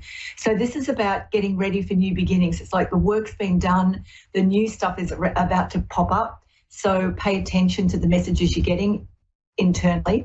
The other one that's come up for you that jumped out, I've got these beautiful cards. They're very old, as you can see. It's a bit torn at the edge. It's called Sisters Healing. This is beautiful. And this is all about healing the feminine. This is healing the relationship with the feminine within yourself. Now, globally, what's going on the planet is the beautiful, fierce, creative force of the feminine is on the rise. It's on the move. It's anchoring. It's moving through us. And it's starting to show within ourselves what we're willing to accept and what we're not willing to deal with anymore, what we don't want, very clearly. And so this is about healing any feminine traits, stories, conditionings, beliefs around women being less than, being having to be taken care of, not having a voice. Now, I don't mean that it's all about women's lib and feminism and, we are the best and all that. It's not about that. This is about you looking at where you need to up your own relationship with yourself, with the feminine. And that's about receiving. That's about intuition. That's about being. That's about emotional healing. So at the moment, this is what I'm getting for better relationships. You've got to be ready for a new beginning with clear boundaries, and you've got to do some emotional healing in yourself around the feminine, being able to receive, but being very strong in it as well, knowing what it is you want. Okay, does that make sense? Yes, it does. All right, and I just want to pull one more for you. Just let me pull one more to finish this. Activation. Look at this image right here. This hand, I don't know if you can see this hand, it's got a heart in it and light coming out, and there's a little baby down here. This basically is screaming at me, your life is in your hands. And whatever it is that's you're calling in or you're starting to look at, it's still in the process of formation. It's not quite fully ready yet. So you might be going through a change, you're not fully there, or if you're in a new relationship, you're still formulating your boundaries and how it's going to be and communication. And if you're not in a relationship, you're getting ready to call in, but you're still doing work on yourself. So your life is in your hands. That's what I'm getting shown with this. And the more you understand that, the easier it is to call in and to have the type of relationship, love, sharing, companionship, whatever it is you want, it'll be easier. So there you go. That's your message. I hope that's helpful for you, Amanda.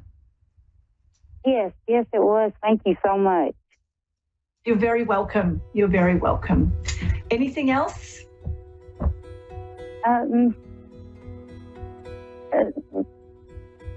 No? Do you, hello? Yes. One more question. My kids, are they happy? Are your kids happy? Well, you're their mother. Yeah. Can you not tell? Sorry, I don't mean to be flippant. Well, they're so good, and I think they always tell me what I want to hear, but I want to make sure that they're taken care of and they're happy. So what you need to do is you go within yourself and you tap into your own knowing. You tune into your own instinct, your own intuition, and you start to listen and observe, because actions speak louder than words. And anyone can tell us what we want to hear, but if you're watching and listening on a different level, you'll see the truth. And it feels like you already know it.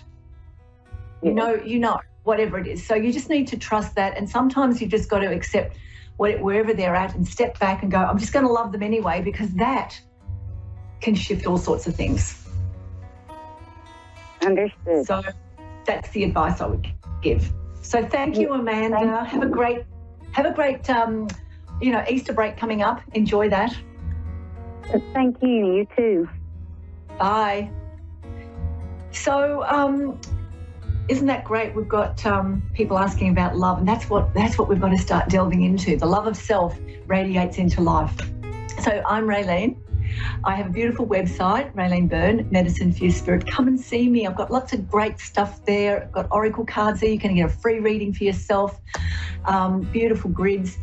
Come and see me. I'd love to see you here again, and watch out over the next couple of weeks with all the energy. Take care of yourself. Like, really take care of your life. Really take care of your soul. Bye.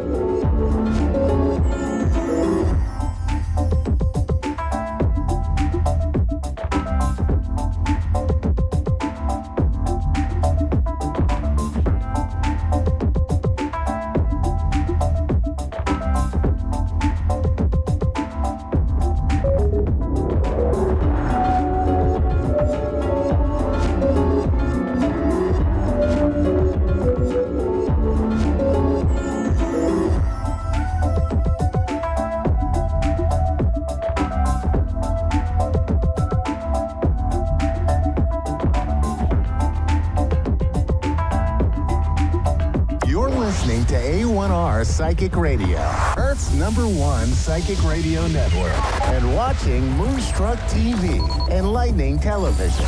Welcome. Time for the Psychic Side with John Capello. John Capello. Live from JohnCapello.com. Connect direct. In North America, dial 888-454-2751. In London, 20-3519-2158. In Sydney, dial 02-8488-3147. Or online, contact us through our Facebook page, facebook.com/psychic radio. Or one of our websites, askoneradio.com or moonstruck.tv. This is the Psychic Side on A1R, the Ask One Radio Network.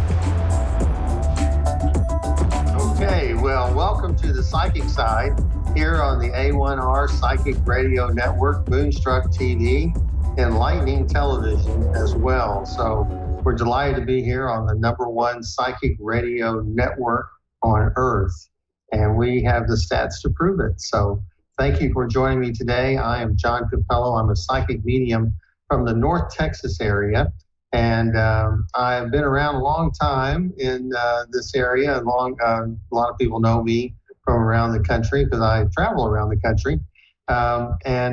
We like to talk to you about dispelling some of the myths around being a psychic.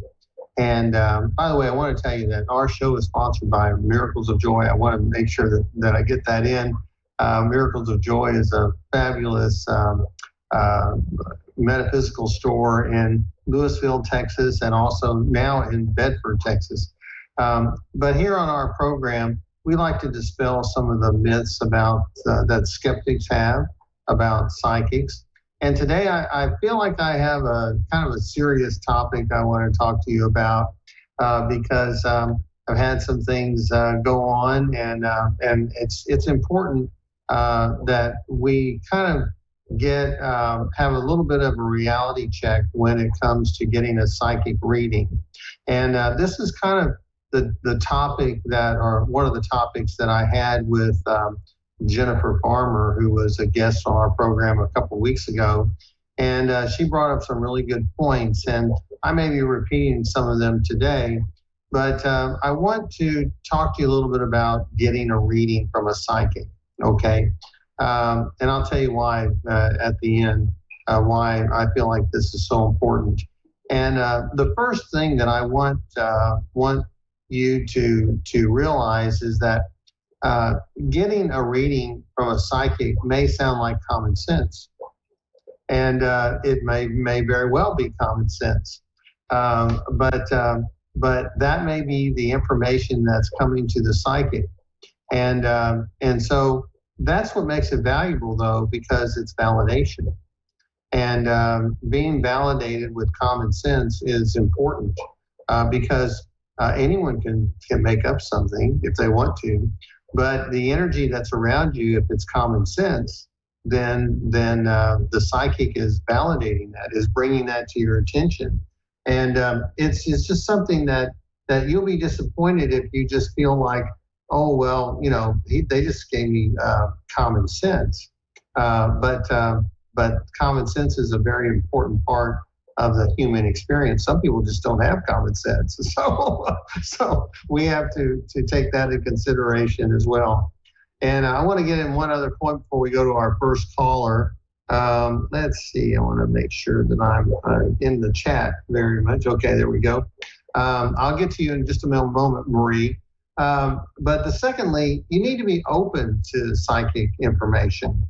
It may appear obvious to you that the psychic is giving you information that you already know. Well, the psychic doesn't know that. And you may not feel like that's anything special.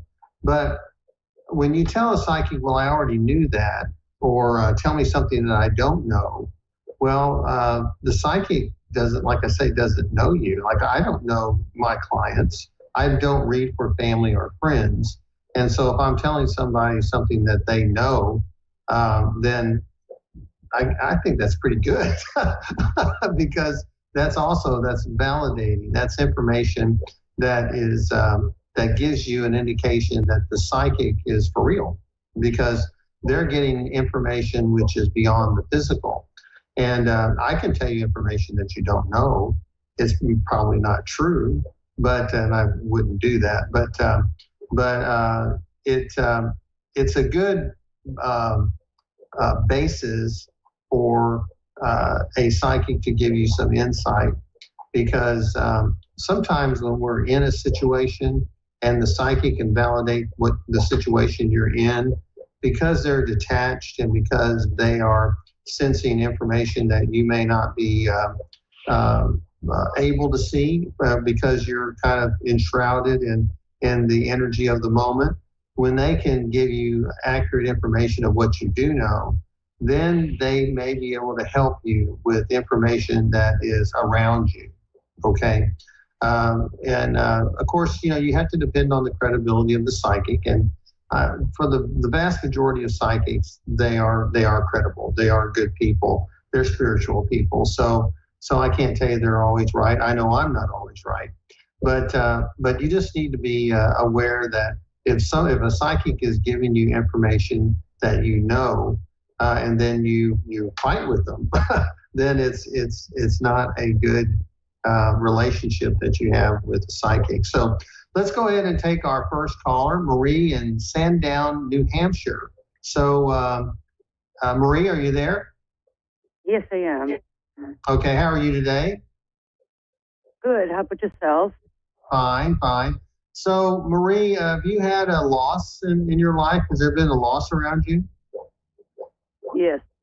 Okay, is this a father or husband? Well, I lost a son, and I did lose my ex-husband. Okay, so I'm sorry that both losses, especially, you know, it's terrible to lose someone, especially that's close to you. I was picking up male energy, and I guess the father energy may have been your former husband, and then the husband energy might have been. Sorry, I did lose my father too. You lost your father too. Okay. Yes. Well, so you have three men in spirit then that you have lost. Their energy is around you. I'm going to go to your son at first because it just seems like that's the one that is the most, you're having maybe the most grief over. Does that make sense? Yes, it does. Okay. Your son, of course, is okay because he's in spirit and nothing can harm him now. But I guess I'm getting a little bit confused of what happened here. Was there illness around here? Were there drugs involved or anything? Not that I know of. Okay, because it just feels like there was something that knocked him off his base. And was he all right just before he passed, or what? He was fine. He was working, and okay. You know, he did take drugs in the past, so I do have to admit that. Okay. Well, it just feels like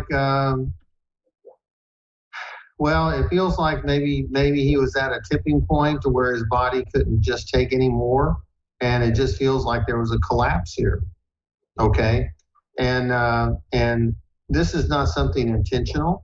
This was not an intentional taking of his life, but it may have been like the tip of an iceberg. He might not have even been an illegal substance. It might have been something that just triggered something that was already a weakness.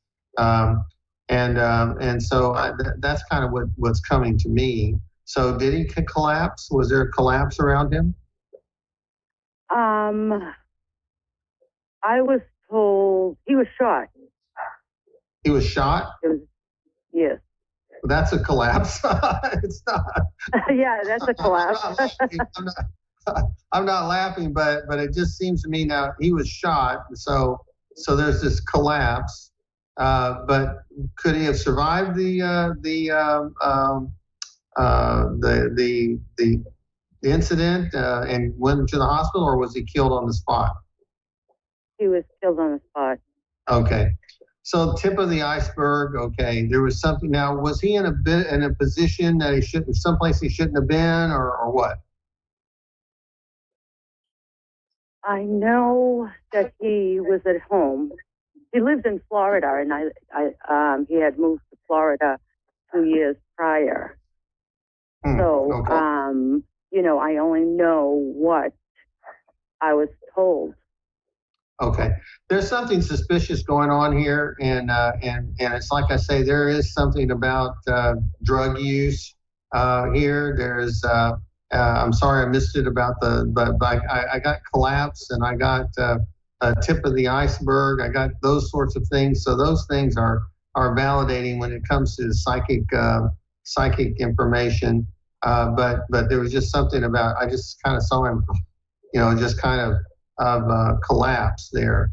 But it just seems to me that I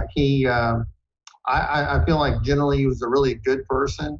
It's just that he was, I just feel like he might have got involved with some people that were not of course, in his best interests. So did they find the man that did this? Was this a man that took his life? They did not. They actually said that he did it, but I know that he did not shoot himself. I know somebody else did, and it hasn't come out yet. I have to agree with you. I don't think he did it. Okay. I think if anything, it was made to look like a suicide. But there's just no energy there for me to say that he took his life. But, you know, I'm not the police. They have more information than I do. But this does not feel like an intentional suicide. Okay. I do think that he had around some people he shouldn't have been around. And I do feel like, there's many times a woman involved, maybe some problem there, but it just feels like there's more to this than what meets the eye. Okay, so I do want to. I'm going to kind of switch to your father for a moment. Now, was your ex-husband who's in spirit? Was this the father of your son, or was it another person? Okay. Because I keep hearing the father is taking care of the son. Okay. So your ex-husband, I don't know what kind of relationship he had with his son, but it just seems like he has stepped up to the plate and is around your son. So I'm going to stick with that, and so I want you to know that he is okay. I just don't feel like it was a suicide. Okay? Right. Okay. Yeah, his fiancée was in the house, you know, and she gave a story about he was playing with his gun and it went off. That's her story. Well, that's not the energy that I have. But like I say, I'm not there, and I don't know. I'm not saying I don't trust this lady, but I feel like you have some suspicions about her. Is that right? Yes. Okay. So there's something about that. I don't know. It just doesn't feel like when we say suicide, he's just not taking that. He's just not. It's just not there. Okay. And I'm not saying she did it. I'm saying that it just feels like this is a masculine entity that shot that gun. So there's more to this than what meets the eye. And I'm not telling you to take action against this lady or anything like that, because we don't have anything to prove. But we have the psychic energy that I'm receiving. That's all I can tell you. Okay. Right. Okay. All right. Well, thank you very much. Good luck to you. And once again, I'm sorry for the losses that you've had. Okay. Thank you so much for this information. It really helps out. I've been trying to get the case open for a while now, and, you know. Yeah, I know it can be maddening, but you may get another psychic reading to see what they come up with as well, to kind of verify what I received. Okay? I totally believe what you said. Okay. All right. Thank you very much. Bye-bye. Bye. So I want to kind of continue talking a little bit about the topic about getting a reading today.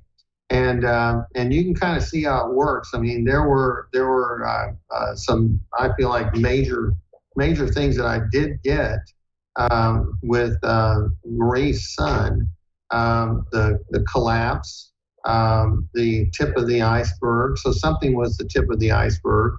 The police are saying it's a suicide, and as did the fiance. That doesn't feel right to me for some reason, but that doesn't mean I'm correct either. But it just doesn't sit well with me. I could be just picking up Marie's energy, but that's just the way that psychic energy works. Okay. So what I want to tell you too is that when you get a psychic reading, don't come to the psychic when you feel desperate. Okay. Don't come to a psychic when you're at your absolute wit's end. Because you're not going to get the information that you want, because your energy is frazzled.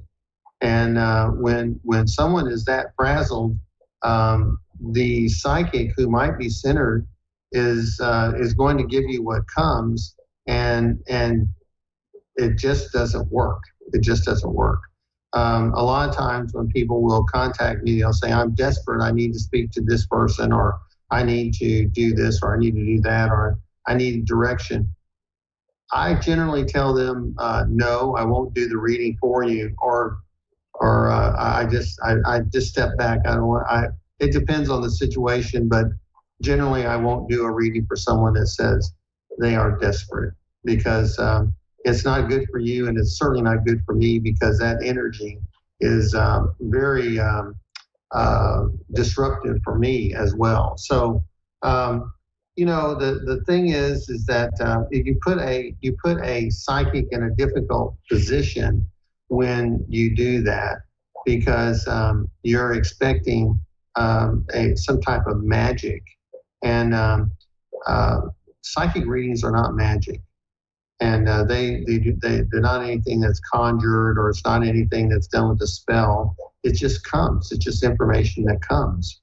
And so the psychic has to use their psychic senses to determine what that information is, the interpretation of it.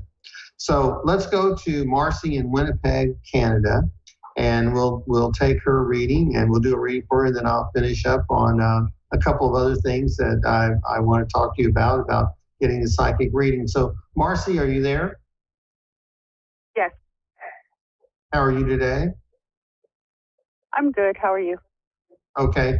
Marcy, is there a grandmother in spirit that you were close to? Yes. Okay. All right. Do you have a specific question for me today? Because it looks like you've got lots of things going on here. But you certainly have a grandmother who is a guide for you, and kind of a rudder, if you want to call her that, because she kind of has given you maybe your way of thinking, or your perspective of life, and I feel like that's served you well over the course of your life. Is that right? Yeah. Okay. Do you have a particular question for me today? Do you have children? Yeah, I have children. Okay, because I'm getting children, and just it feels like you're a little frazzled right now. Are you frazzled? Are you worried about work, or worried about the future right now? Yeah, I'm kind of worried. Yeah. Worried about work and finances and stuff like that. Work and finances, aren't we all? It's just it's just the times right now. It just seems to me, Marcy, that you and take this the right way. I feel like you're just going to have to detach a little bit, and you're going to have to just get away from these problems at the moment mentally, and that may mean go to a movie, or just enjoy your children, enjoy your family life for a moment. It feels like the best answer I can give you is to take a break, because the answers are not simple. Okay, so are you currently working? Yeah, I'm working. Yes. But you're not happy there, or is it just very stressful? It's stressful. Stressful. Okay, that's just another reason to try to detach when you're not there at work, and just handle what you can, one thing at a time. And it's just a matter of having perspective. And if you're overwhelmed at work, then you may have to talk to your superiors about relieving some of the workload, or just do what you can do work well. Okay, because quantity is not better than quality at work, because if you don't do quality work, then there could be consequences to it. So it's probably best to do quality over quantity. Some projects might be easier to handle, so you may have to sort them out. At least that's it. Are you having trouble with coworkers? No. No, okay. It's just the amount of work that's being thrust upon you. Is that right? Yeah, it's just a stressful job because I'm a social worker, so it's just stressful all around. Well, yeah, society today is tough everywhere. We always think that Canada's better than us. At least I do. It sounds like it's stressful here, like everywhere else.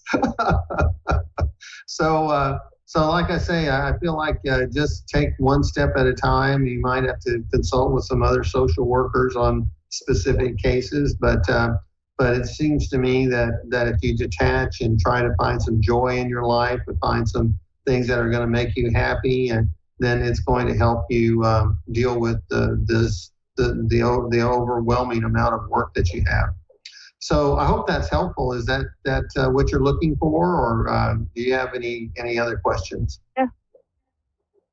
I just had another question. My friend's memorial is coming up on Thursday. I was just wondering, I've been dreaming about him a lot, and he's trying to tell me something, but I don't know what it is. Is this a man or a woman? Is it a woman? A male. A male? Okay. At first I heard male, then I said, well, maybe it's a woman. So was there an accident associated with this gentleman passing away? It was suicide, yeah. What? Yeah, like it was a suicide. So. Okay. It just feels like there was some sort of accident here. It just feels like you were bonded to him. Was this a love interest of yours? Was it a what? A love interest. Did you have a bond with this man? He is like my best friend forever, yeah. Okay. Well, I mean, I just feel like there's a love there that you have that was very strong. But what I keep hearing is that he's okay, and that he says he feels safe. He says that he is still around you, and that he hopes that you will listen for his voice, okay? Because I really feel like you're going to hear from him, okay? All right. Okay. So it just seems to me like this is someone that was a real pal, a buddy of yours. Now, I have to be honest with you. There is a woman coming in. It's not your grandmother. Do you have another friend, or mother's still here? Is that right? My mom's still here, yeah. Yeah, okay. It just feels like there's another woman that wants to come in. We can talk about that another time, but I wanted to share that with you and just let you know that your friend is here. I do feel like the grief is palatable around you.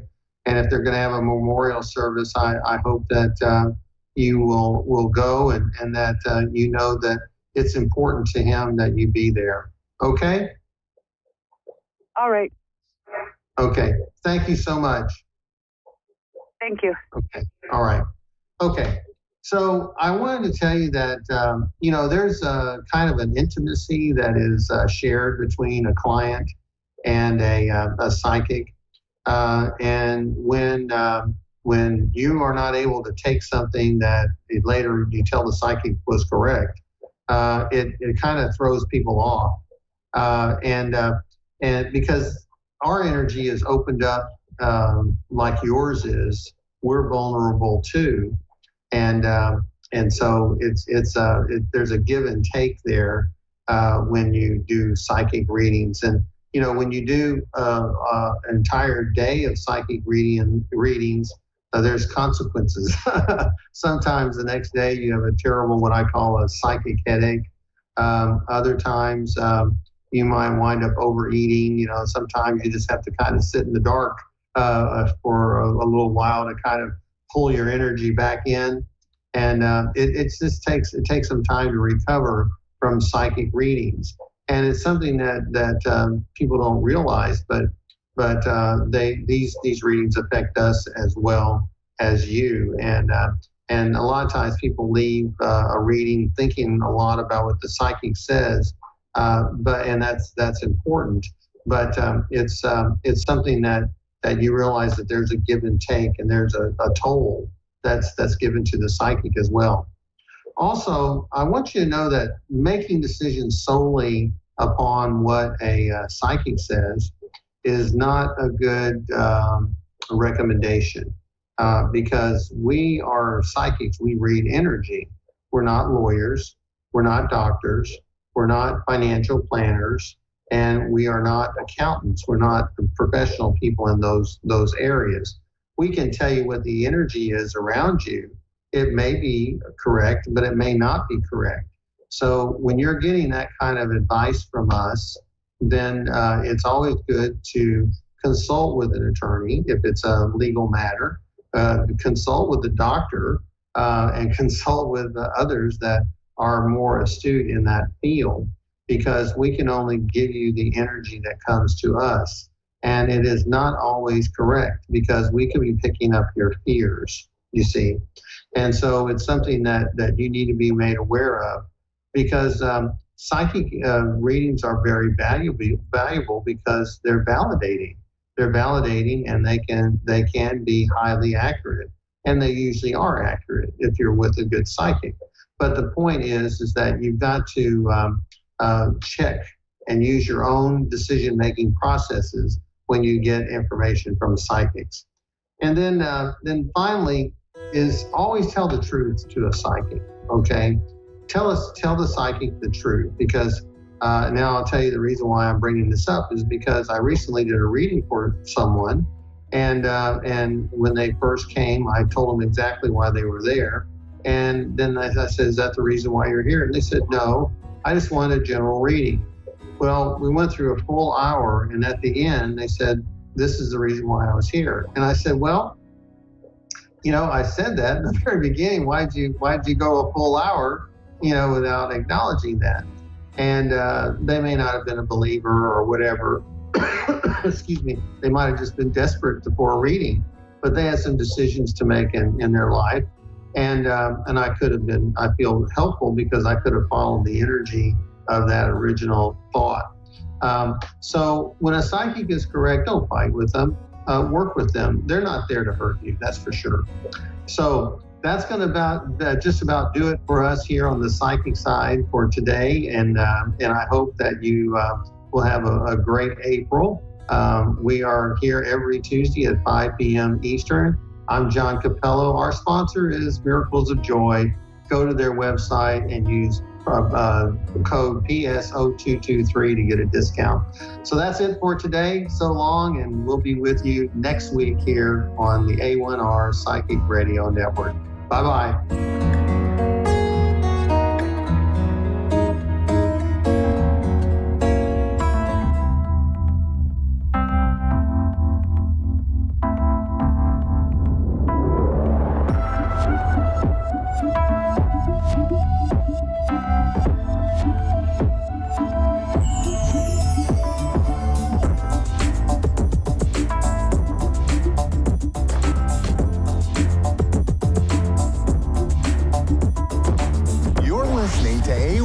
Psychic Radio, Earth's #1 psychic radio network, and watching Moonstruck TV and Lightning Television.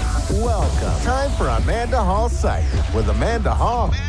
Live from AmandaHallPsychic.com.au. Connect direct. In North America, dial 888-454-2751. In London, 20-3519-2158. In Sydney, dial 02-8488-3147. Or online, contact us through our Facebook page, facebook.com/Psychic Radio. Or one of our websites, AskOneRadio.com or Moonstruck.tv. This is Amanda Hall Psych on A1R, the Ask One Radio Network.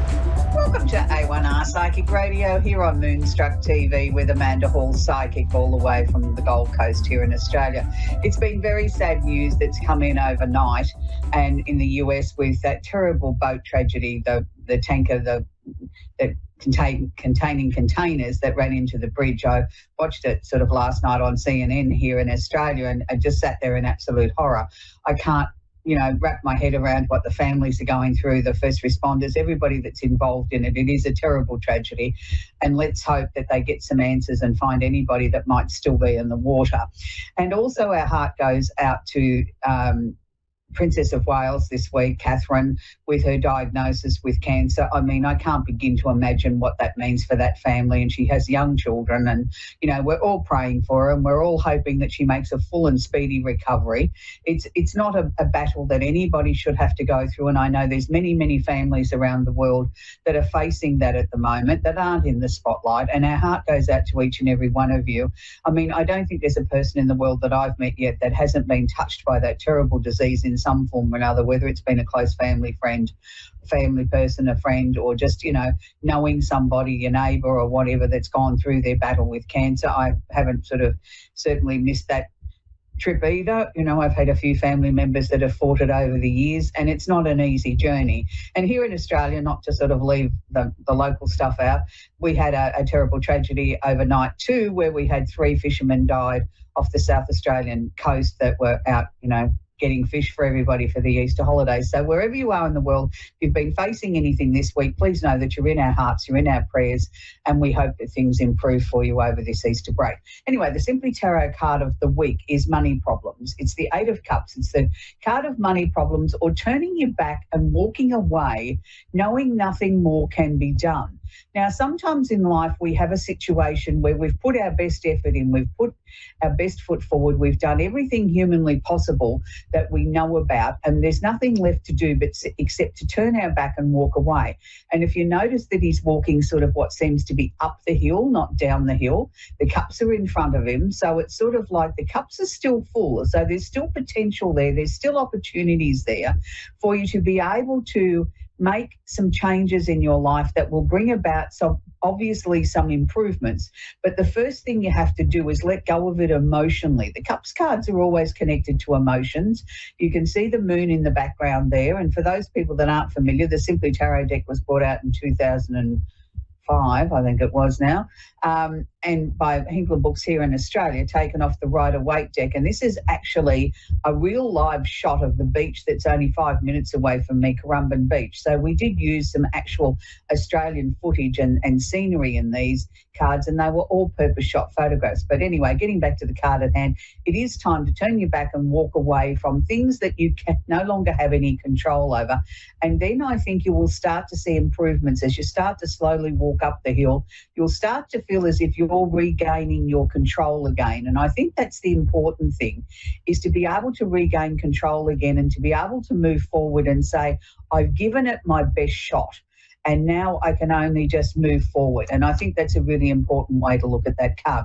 So we're going to move on to the astrology section of the week. And look, I get lots and lots of messages during the week after the show that people really enjoy this and they look forward to this. And if they don't catch it live, they go back and watch it later on a catch-up on one of our many systems. And it's really sort of always still surprises me how that people sort of really take to astrology. Lots of people pick up a newspaper or a magazine, or now we get it online, and the first thing that they do is head to their horoscope, whether they agree with it or not. It's sort of like a ritual, isn't it, that we all have to do so. So what I endeavour to do on this part of the show is not break down the 12 signs. I look at the transits or where the planets are sitting just prior to the show, and that's what I do. I call it my Polaroid snapshot of what's happening in the universe at the moment, and then I discuss with you how that's going to affect each and every one of the signs, or if it's going to affect a particular portion of the population more so, I highlight that. So this week it's happy birthday to all the Aries. I have loads of Aries friends, and they're some of my favourite people in the world because they are sort of, positive, outgoing, go-getting. Some people say a little bit selfish. Maybe they are, but, the first thing I learnt when I learnt astrology many moons ago was me first, and it was the Aries is me first. They're the motivators. They're the ones that get us up off the couch, and, they don't hang around to see the end result. They're off onto the next adventure. So, again, happy birthday to all the Aries. So we've got the tail end of the full moon, which was a lunar eclipse as well in Libra, which is the opposite sign to Aries. So that's where you know where the full moon is. It's always directly opposite the sun sign, or where the sun is placed at the moment in the chart. So the full moon in Libra is about bringing things into a balance. So if you're facing anything legal, now's the time that hopefully things will go your way, that things will be brought into balance more. It's a time of sort of not being greedy, of sort of looking at the other person's point of view or the other person's opinion. It's balancing those scales that, things need to be in balance. So, lunar eclipses, everybody has different ideas. I'm not going to go into much of that now because we don't have the time. But, it's always about a time of change, of letting go, releasing things and getting ready for the new adventures that are coming our way. So moving back to the normal part of astrology, now this is going to affect the fire signs more than any other sign. So we're looking at Aries, Leo, Sagittarius, and the opposite sign of Libra. It's the North Node. Now, this is not a planet. This is one of the moon's nodes. Now, it's showing us the way forward. Now, the North Node is asking you to really sort of be the very best that you can be. Sort of put your hat on that says, I'm going to be fair, I'm going to be just, I'm going to be a nice person, I'm going to show people some action, I'm going to be decisive. But at the same time, I'm aspiring to improve my life in a way that is the betterment of everybody around me, not just for me, but I'm showing people that by my actions, I'm a good person, I'm showing them the way forward, and I'm actually able to be a leader. Now, this is really important because sometimes I think we get so bogged down in our own issues that we forget that sometimes we can motivate somebody else or help somebody else by just being kind, just a simple, little statement or giving them something uplifting or smiling at them or even being nice to them can be that one thing that person needs. So let's hope in the next 7 days you can sort of be a leader and show a bit of kindness and a few smiles along the way. We also have Mercury, the planet of communication, which we talk about Mercury quite often on the show because, communication is incredibly important to each and every one of us, whether it's a telephone conversation, real life conversation, whether it's an email, a text message, snail mail, even any form of communication is really important. Now, Mercury is sitting in Aries at the moment, so we have to be careful that we don't become abrasive or a little bit too aggressive or a little bit too bombastic, that yes, we can be fiery and we can be enthusiastic and we can sort of show people we're passionate about what we're talking about, but make sure that it doesn't come across in a dictatorial or a bossy sort of manner. Now, Mercury is actually conjunct another one of what we call an Arabian part in astrology called Chiron. Now, Chiron is not actually a planet. It's not actually an Arabian part. It's where we look for in the chart where we need healing. Now, again, because we're talking about the Aries energy, it's predominantly for the fire signs that I previously mentioned, but it also washes over the remaining 8 signs too. So we all need to do some healing. And the best way that we can do healing is to understand what needs to be healed, to talk about it, to understand it, to share with the people that are important to us. Now, I want to stress that, holiday times are the times when it can bring out the best in us, but it can sometimes bring out the worst in us too. As we gather around the table with family and friends over the Easter weekend, whether it be Good Friday or whether it be Easter Sunday or Saturday or Monday, and we have these gatherings with people, it's not the time to bring up some sort of grievance that you might have or something that's been festering deep inside, that it ends up ruining it for everybody else. If there's something that needs to be discussed, this is probably not the time, because you might find that you get a bit bombastic, you get a bit aggressive, you're looking at it only from your point of view, not necessarily putting yourself in the other person's point of view. And I know that, family gatherings, whether they be Easters, Christmases, birthdays, special occasions, quite often bring out the worst in people, and particularly when they have a little tipple of something that they like, gives them a little bit of Dutch courage. So please be very aware of that. If you're going to bring up something, make sure that you have your listening ears on and you listen to what the other person's got to say too, because their opinion or their advice or their take on the situation is also equally as important as yours is. So on the positive side, this can be the time where we can get some great breakthroughs. We can get some family healing.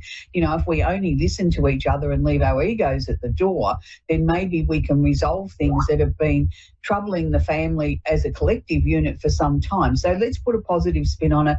And if you're going to bring up something that's tricky, make sure that you have your listening ears on and be gentle and caring and kind and listen to what they've got to say too, because it's also very important. So for those that are seeking love, now this is really interesting because I don't know a person in the world that really doesn't want love in their life. People say, oh no, I don't want a relationship. Well, that's usually BS. It just means I haven't found the right person, or I'm a little bit battle scarred from the previous situation. We all like to have someone special in our lives. So those people that are seeking someone new in your life, this doesn't necessarily just apply to the Pisces or the water signs. It applies to the whole 12 signs. I want you to look for love in an unusual sort of place. I want it to be somewhere creative, somewhere maybe you don't go. Maybe it's got a religious overtone. Maybe it's going and attending a church service, or going to something that's connected to the Easter break, somewhere where you wouldn't go on a weekly basis. You might be somebody that regularly attends church, but not every week do they have a special service, celebrating the life of Jesus and what the Easter weekend represents. So, look for doing something different outside the square. Look, do something that's different to you. And don't forget to put a smile on your face. This is a time when we should be coming across as being gentle, caring, loving, and quite creative. So, get out there and do something creative. I mean, if you've got an opportunity to go to a concert or something in the park that's celebrating what Easter represents, and they're having a bit of a sing along, even if you haven't got a good voice. It's all about participation, and it's all about being open to new and exciting opportunities as they come our way. We also have Neptune, the planet of creativity and positivity, sitting in Pisces also. So it's really sort of adding a flavour here to, a creative weekend coming up, or a time to get, immersed in the arts and the things that put a smile on our face. Now, finally, I want to talk about Jupiter is conjunct or holding hands Uranus in Taurus. Now, the Taurian energy is always about being fixed and rigid. It's earthy, it's practical, it's logical. It's about good food, good wine, nice home, nice possessions, things like that. So Jupiter's the planet of opportunity and expansion here. So yes, it is more predominantly focusing on the earth signs, which is Taurus, Virgo, and Capricorn, and the opposite sign of Scorpio.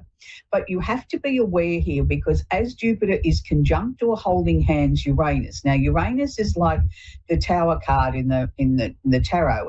It comes out of nowhere. It's sudden. It's deliberate. It's definite. It can clear the garbage out of your life. It can do things very quickly. But you have to make sure that you're doing things for the right reasons. And sometimes I think we can become blindsided or one-eyed about, well, this is the right reasons because it's for me. And particularly with the Taurian energy, which can be quite selfish, which is what's mine's mine and what's yours is mine. You have to be very aware of why are you doing something, or why are you creating this? Why is this happening? Are you being greedy? Are you being selfish? Are you not wanting to share? Are you not looking at the other person's point of view? Are you just looking at it through very narrow eyes? If that's the case, then Uranus can work against you. It won't necessarily bring the good fortune and the opportunities that you're hoping for. It will exaggerate that, in as much as, if you were going through a legal stoush and you were being greedy, so instead of you, say, only losing $1, you might lose $10. So you have to be very, very careful of this.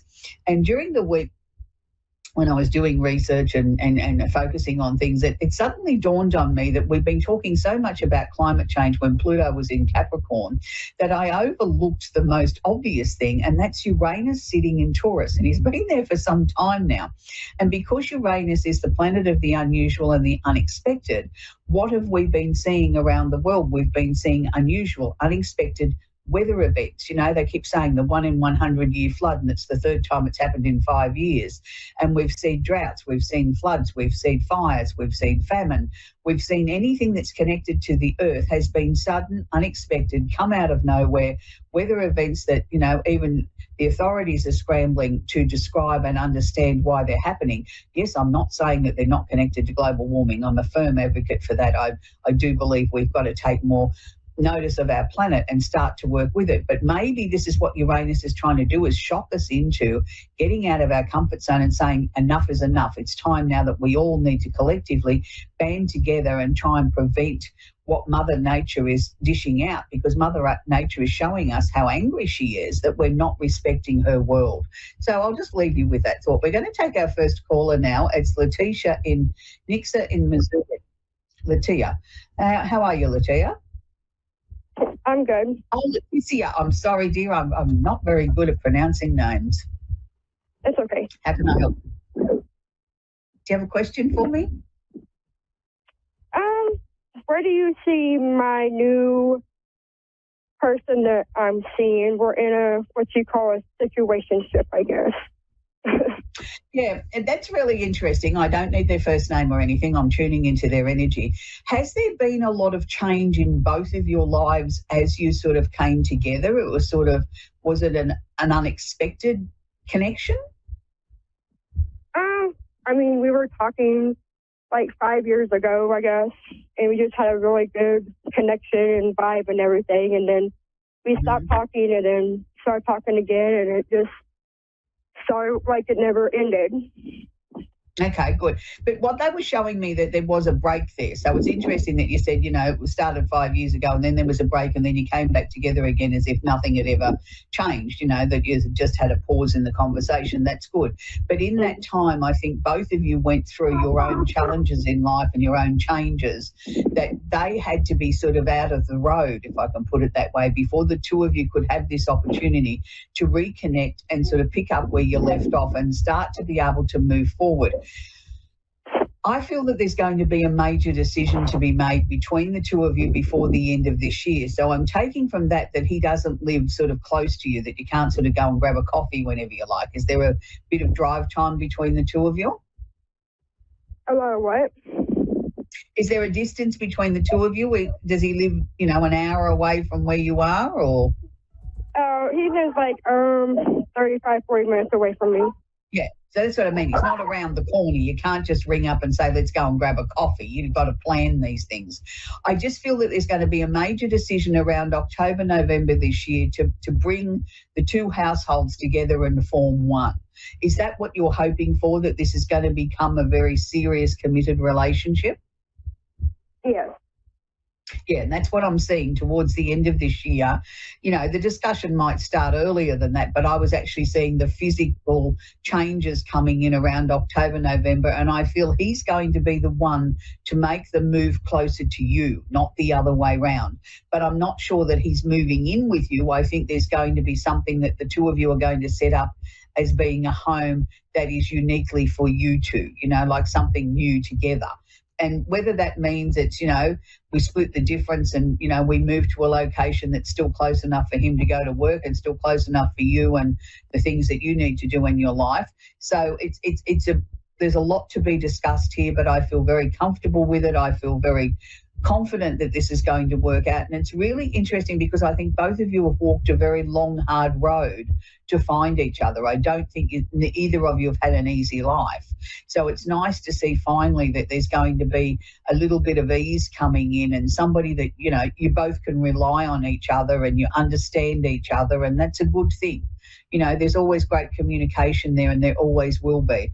And that's a really important part of a relationship, is being able to communicate and understand, not always agree maybe with the other person, but understand where they're coming from, and let's find some, you know, some neutral ground there that we can build upon. He's a really, really lovely gentleman. I know he's going to bring you a lot of happiness, you know, and you've waited a long time for this, as he has done. So what I want to suggest to you is just be yourself. You know, don't sort of put any labels on anything. Just be yourself. Enjoy the time of, you know, really, really getting to know each other and sort of understanding everything about each other. And, you know, don't let people sort of say to you, oh, this is not right because he lives too far away, or, you know, you've had a gap in the relationship. Take no notice of the people that aren't positive and on your side. Just remember that this is what's meant to be. The universe has worked hard to get the two of you together so that the two of you can have this happiness that you both deserve. So I hope that's helped you, and have a very happy Easter. We're going to talk with Kimberlyn in Watertown in New York. Are you there, Kimberlyn? Hi, yes, I'm here. Hi, sweetie. Do you have a question I can answer for you? I guess I'm just kind of wondering if the guy that I'm interested in right now, if it's going to turn into a meaningful connection or not. Really, really interesting question, because as you were sort of phrasing that and sharing that with us, I got the symbolism of endings, but I didn't feel that it was applying to the relationship ending. I felt it was applying to the fact that things were going to start to ramp up. Like, you know, we've gone through this sort of almost 2 steps forward, 3 steps backwards, take another 2 forward, another 1 back. You know, we've done this shuffling sort of dance, trying to work out where the relationship's going. And all of a sudden, I think it's going to explode into, we're going to take this almighty giant leap forward. It's interesting because I'm picking up around him that he's quite shy.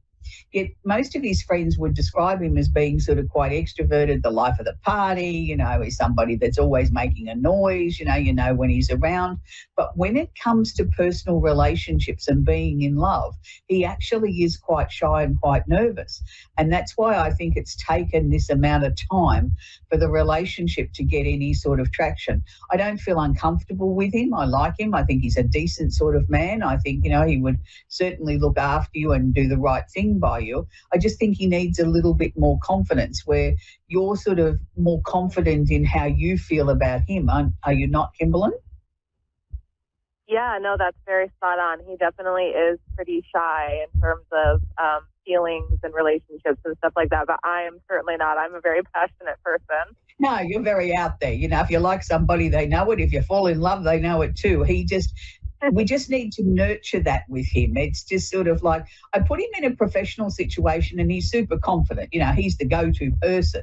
And, I put him in a love thing and he's like, and he gets all tongue-tied and sweaty and, and he's trying to find an excuse at why he can't go on the date because all of a sudden he's got a pain in his tummy and a headache and his right toe's about to fall off. And it's just nerves. It's just, I don't know that he's had a lot of experience in that way. And, and even if he has had a little bit and he's been hurt, that sort of amplifies that. But look, he's just such a lovely man. Once he takes his floaties off and gets his sea legs, so to speak, he's going to dive into this relationship and he's really going to blossom and really show you that, he will take the lead when he gets his confidence. It's like night and day, but he's just such a nice man. And in a strange sort of way. He's a sweetheart. He's definitely shy, though.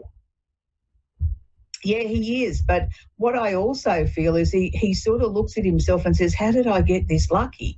This can't be real. She's going to meet somebody else who's better suited to her and I'll be out in the cold. And he keeps telling himself he doesn't deserve you. And I disagree with that because, he's a very decent, kind sort of man. I mean, there's nothing I've picked up there that I didn't like about him, just other than the fact I want to, give him a shake and move him along a bit faster. But, he's a real sweetheart. And it's interesting how he sees himself differently to how you and I view him. Do you know what I mean? Like, he doesn't think he's got a lot to bring to the relationship, and I disagree with that. I think he's got a lot to bring to the relationship. He's just such a sweetheart. 100%. And I feel as his confidence grows in the relationship, I think we'll see that spill over into his everyday life as well. I think we'll start to see him become even more confident in his job and things like that. People are going to start noticing there's a real energy about him because he's a very intelligent man. But again, I come back to this lack of confidence in even his ability. Even though he can be the go-to person on the job, he doesn't put himself first. You know what I mean? Like, he wouldn't be the first one in line to put an application in for a promotion. He'd suggest that everybody else do it. And, when someone says to him, oh, you should, oh, yeah, I'll get around to that. Do you know what I mean? He just doesn't put himself in that situation. And that's what I can see is going to grow. And that's what I think is so beautiful. Not only is he blossoming as a man and being able to come to terms with his feelings and talk about love and all those sort of things, it's overflowing into every area of his life. I don't know that, I know he hasn't really expressed to you how he feels, but he sort of gets all tongue-tied and whatever, but he's already started looking at rings. Wow. Okay. Well, that makes me feel better because I was good. He's not very outspoken about his feelings. I know he has a lot internally that he feels, but he doesn't really express it. So it had me a little on edge. Yeah, but maybe what you can suggest to him or show him by example, sometimes when people have difficulty expressing how they feel, a song can say what they can't express. Do you know what I mean? So maybe you could make it meaningful, maybe over Easter. Pick a song that you're going to send to him as your little special gift over this break that tells him how you feel. Do you know what I mean? And that might encourage him to do the same, because sometimes, you know, we do get tongue-tied. Nobody gives us the rule book on how to handle emotions and love and raising children. They're the two things in life that nobody gives us a rule book on, and they're major areas. But I know he's already been looking online at rings and the price of them and the shapes and all those sort of things. So he's definitely serious. That's where we're going to leave it, sweetie. Happy Easter, and enjoy the time with your family. So we've only got a couple of minutes left of the show. As I said, you know, there's been a number of tragedies around the world. Our heart goes out to everybody. When I was getting ready for the show, and I always pick a song of the week, I sort of try and either go with something that's been driving me nuts for the week that I've had on the turntable a lot, or something I think that has meaning. And when I was doing my little bit of research last night and I was looking for a song that's epitomised Easter, and I thought, I can't think of anything like it. Christmas time, we have so many Christmas carols that we can choose from. Anyway, I was going through that and up popped something, then I thought, well, yes, that's appropriate. And I know last week we spoke about John Farnham and You're the Voice on the show, and this week I'm going to ask you to let me indulge myself again. And this week we're going to have another John Farnham song, but I think it's very appropriate for Easter. It's with two of his backing singers. One is Vanetta Fields and the other one is Lindsay Fielding. Now, for those of you that don't know who Vanetta Fields is, she was the backup singer for people like Boss Skaggs, Pink Floyd, Alice Cooper, and the list goes on, the Rolling Stones, and it just goes on and on and on. And I've had the good fortune of meeting Vanetta. She's a beautiful person and she has the most amazing voice, and I've seen her just in concert on her own many times here locally, because she lives not far from me, or used to. And it's a beautiful song, and I think it's very religious. It's a beautiful song, and I think it's appropriate for Easter, and it's called Amazing Grace. So check that out on your devices. John Farnham and Amazing Grace and his backup singers. Until next week, have a very, very happy Easter. And I hope the Easter Bunny is very kind to you and brings you loads of chocolates. Bye for now.